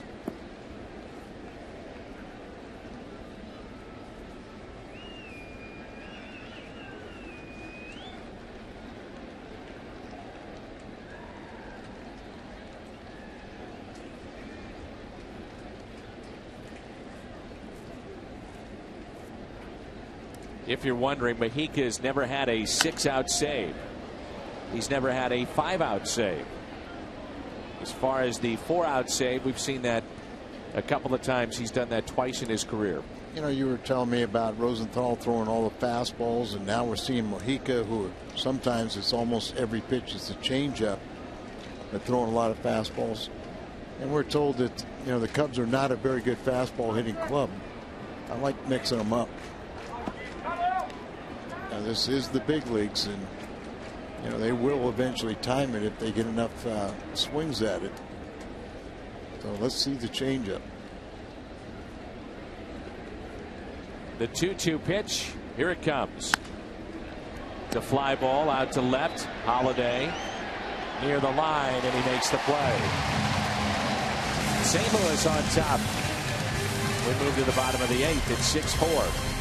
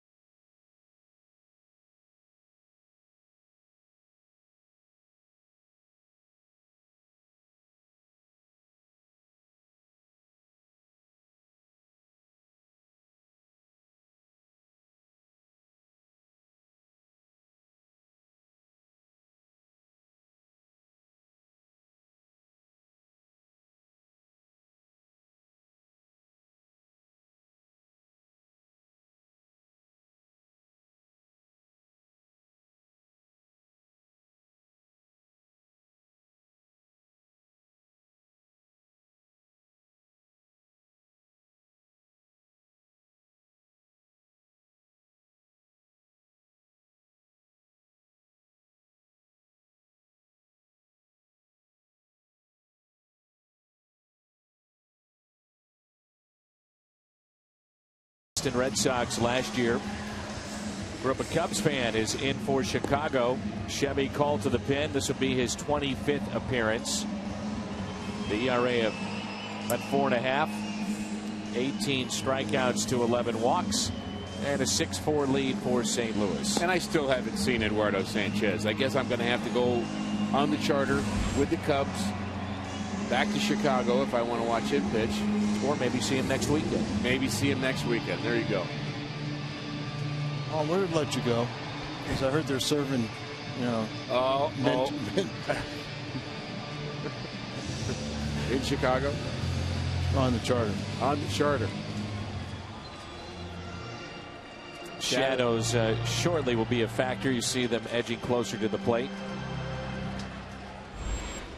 And you worry about that less when you have a 2-run lead. Key hit in this game off the bat of Pete Kozma. Last time up, single and RBI. That was in the 6th to give the Cardinals a 5-4 lead. Tacked on another run. They lead it 6-4. By the way, the Cubs will have part of their lineup coming up. Lake, Rizzo, Castillo due up 9th inning for Chicago. And I love what Cruz and Kozma did with 2 outs in that 6th inning. 2 quick outs. Seemed like it was going to be a fast inning, but Tony Cruz hitting that gapper to right center, and then Pete hitting a bullet up the middle. Popped up to the right side. Rizzo is over. And just enough room to make the play.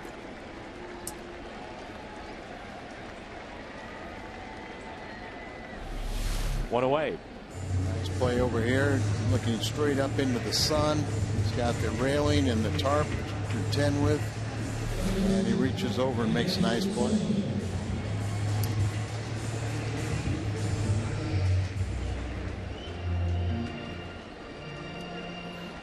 I would say that the crowd here today has had an excitement, but a nervous excitement about this ball game, with the way the Cubs have continued to kind of bounce back into it. Cubs had a run in the 3rd, 4th, 2 more in the 6th. It just kind of had a funny feel to it. Everybody, I think, is looking for the Cardinals to get back on track and feel good, but you just cannot breathe easy till it's over. Line shot out to left and a base hit for Descalso. First plate appearance for Daniel. Took over at third base, part of the double switch, and picks up a single out to left. I think everybody also has timed this game with a sundial. Yep. Paid by the minute. Here is Carpenter with a runner at first. Matt Carpenter is flied out, doubled, and scored a run. Then a single, and flied out again. One thing you cannot complain about is this beautiful weather we've had here in St. Louis all weekend long. One out, runner at first. We've done a Twitter poll on whether our fans care about pace of game or not. I mean, it's something I think that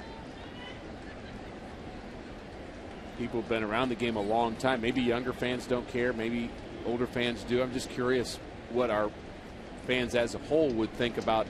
Do you like a game that's crisp and well played? Does that matter? Yes, no, maybe. Or doesn't matter if the Cardinals win. I don't care. I mean, I'd be curious what our I agree. what our fans would say about it. I do think you'd get a mixed reaction with probably that. So.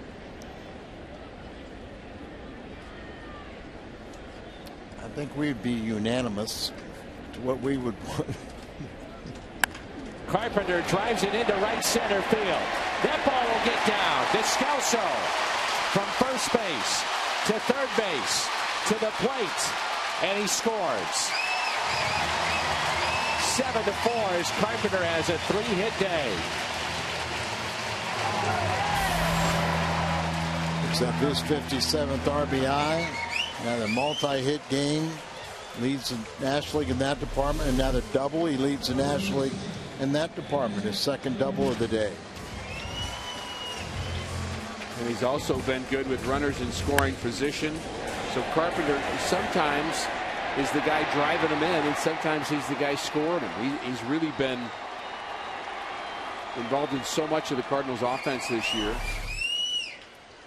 57 RBIs for Carpenter out of that leadoff spot. Got his average back up to 308 now. That'll be in the top 10.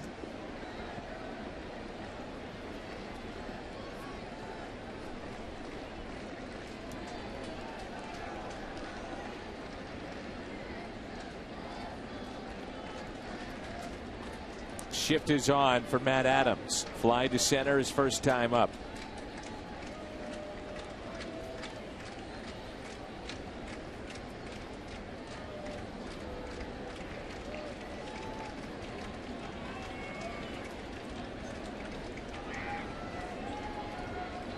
One 0 pitch to Adams. Here it comes. 1 ball, 1 strike.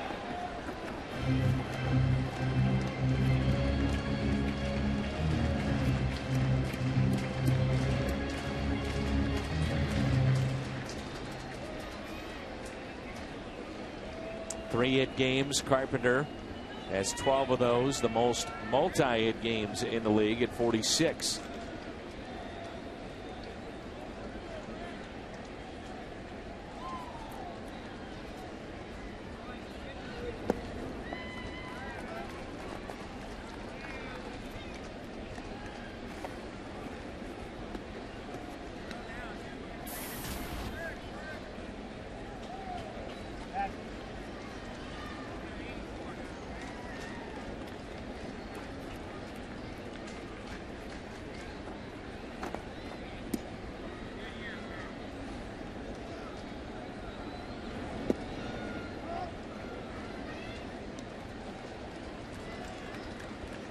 Three and one.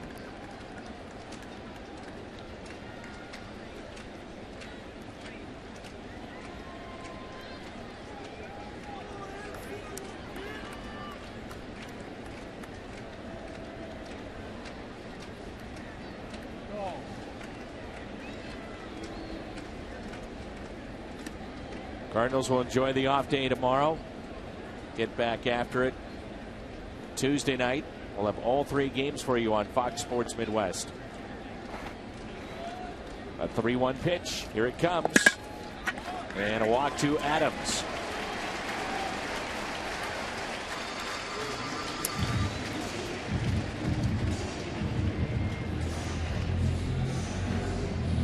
Nine walks in this game, part of the slow pace issue. That a number of pitchers working slowly. Our starters today, Joe Kelly and Edwin Jackson, were both okay at best. Not Joe's best outing, but he did get into the 6th inning. Gave up only 5 hits. That's not too bad, but 4 runs, 3 of them earned. But right now, the Cardinals' bullpen has been better than the Cubs' bullpen. Alan Craig has been on base 4 times. Pair of singles, pair of walks. He has scored twice and a chance to really put this game out of reach. Cardinals lead it 7-4. But a dangerous man at the plate. No RBIs for Allen in this game. 3rd in the National League with 86.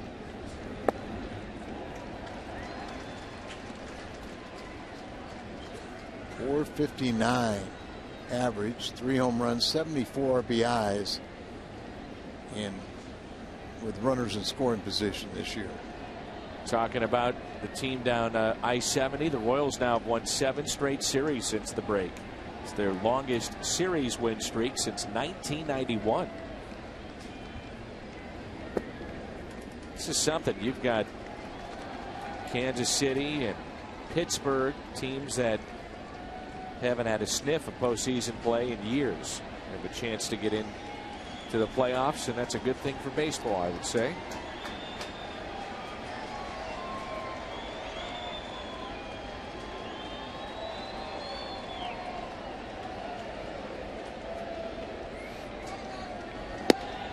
Craig is swinging a miss, and Adams is picked off.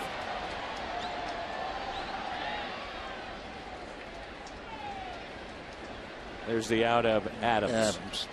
Because it's Carpenter's base.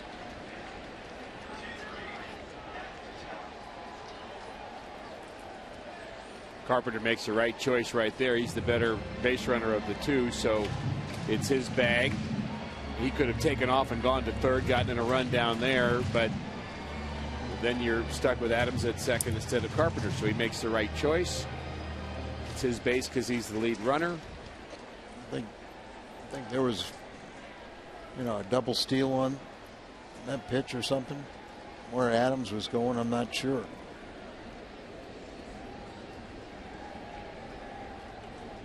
Two balls and one strike. May have been Allen. You can see where Rizzo is so far off the line that Adams thought, well, runner in front of me, there's no chance that Rizzo's going to be coming behind me to pick me off, especially with Alan Craig at the plate. Just saying that could be one of the scenarios, and lo and behold, Michael Bowden just lulled you to sleep. Yeah, just tried to get an extra big jump, and it's way too far. 3-1 pitch. Foul back.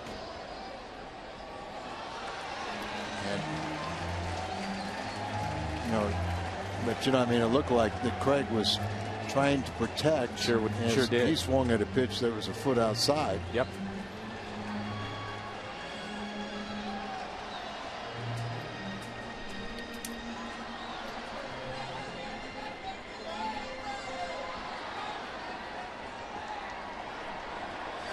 They don't give us the signs. That's pulled fair. Craig does it again. Picks up an RBI, number 87, on his way to second base. Alan Craig makes it 8-4 St. Louis. He has a 3-hit game. He's been on base 5 times with a pair of walks. He's scored 2 runs, 3 hits, an RBI now, and right over the bag. Get the call from our home plate umpire, Larry Vanover, the crew chief, and Mr. RBI machine. They got it fixed. The starter was wrong, it was misfiring on the machine. And look at back on track. What a difference it is when Holiday's getting hot now. Potentially pass him.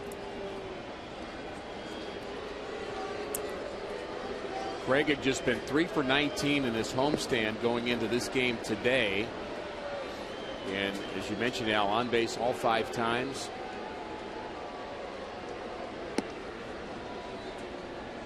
Very locked in this afternoon. I just hope it's just the start of some fun starting Tuesday night right here at Busch against the Pirates.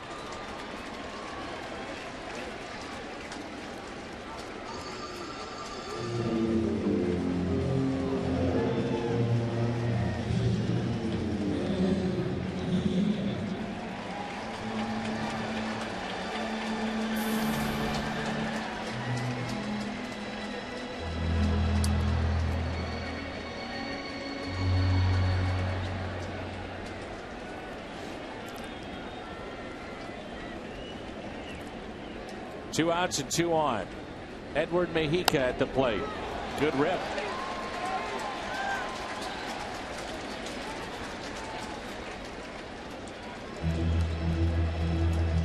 Alan Craig on 5 times today on base.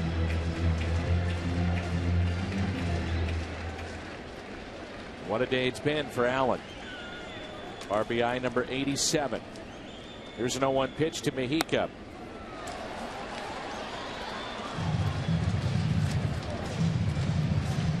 Mejica 2 for 9 in his career at the plate.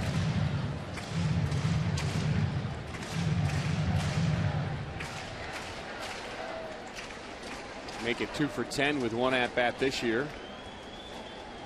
So his 200 batting average on the line here, Dan. 0-2 pitch. Can they record the final 3 outs? More concerned about that. I'm with you. 8-4. Craig does it again with RBI number 87.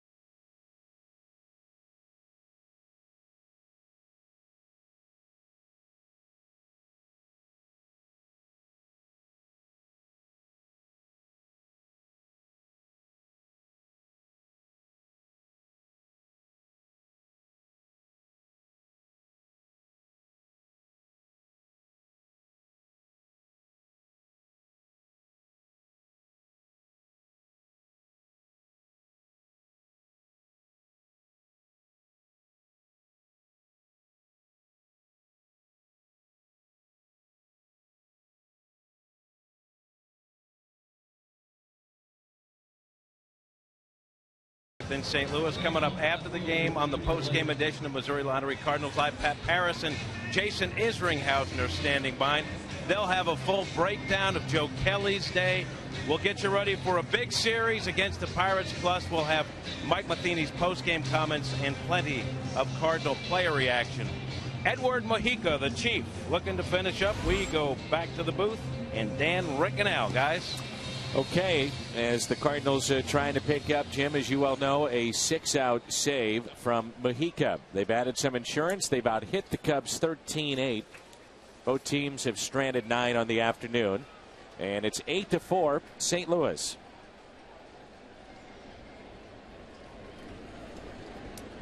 Talked about those shadows being a factor. Well, they are now a factor at the plate.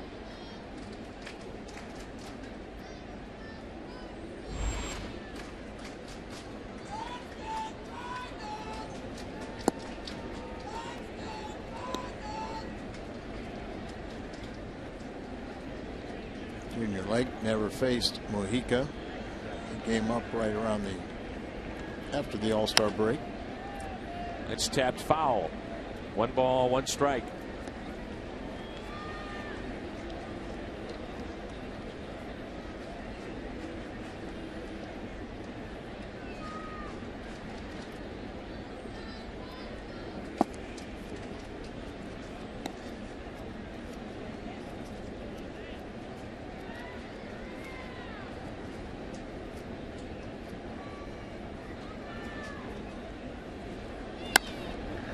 In the air, right field. Craig shading from the sun and makes the play.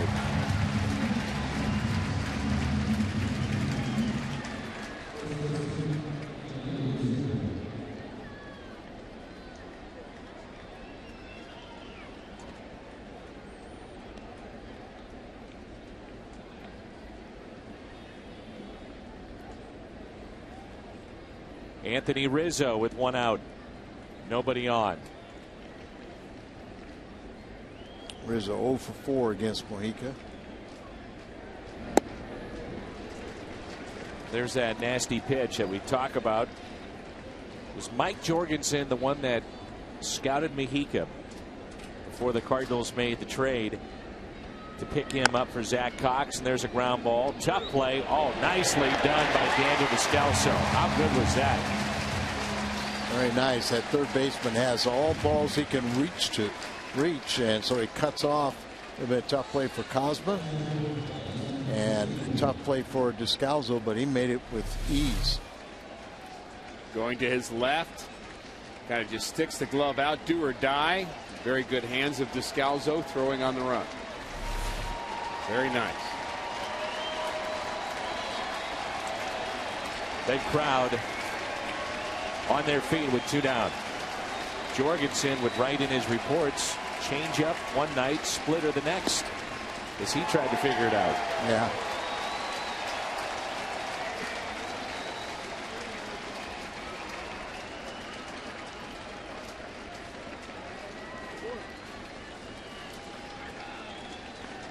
A 1 pitch. Player of the game, Alan Craig, on base 5 times. Pair of walks, couple of runs scored, the RBI number 87.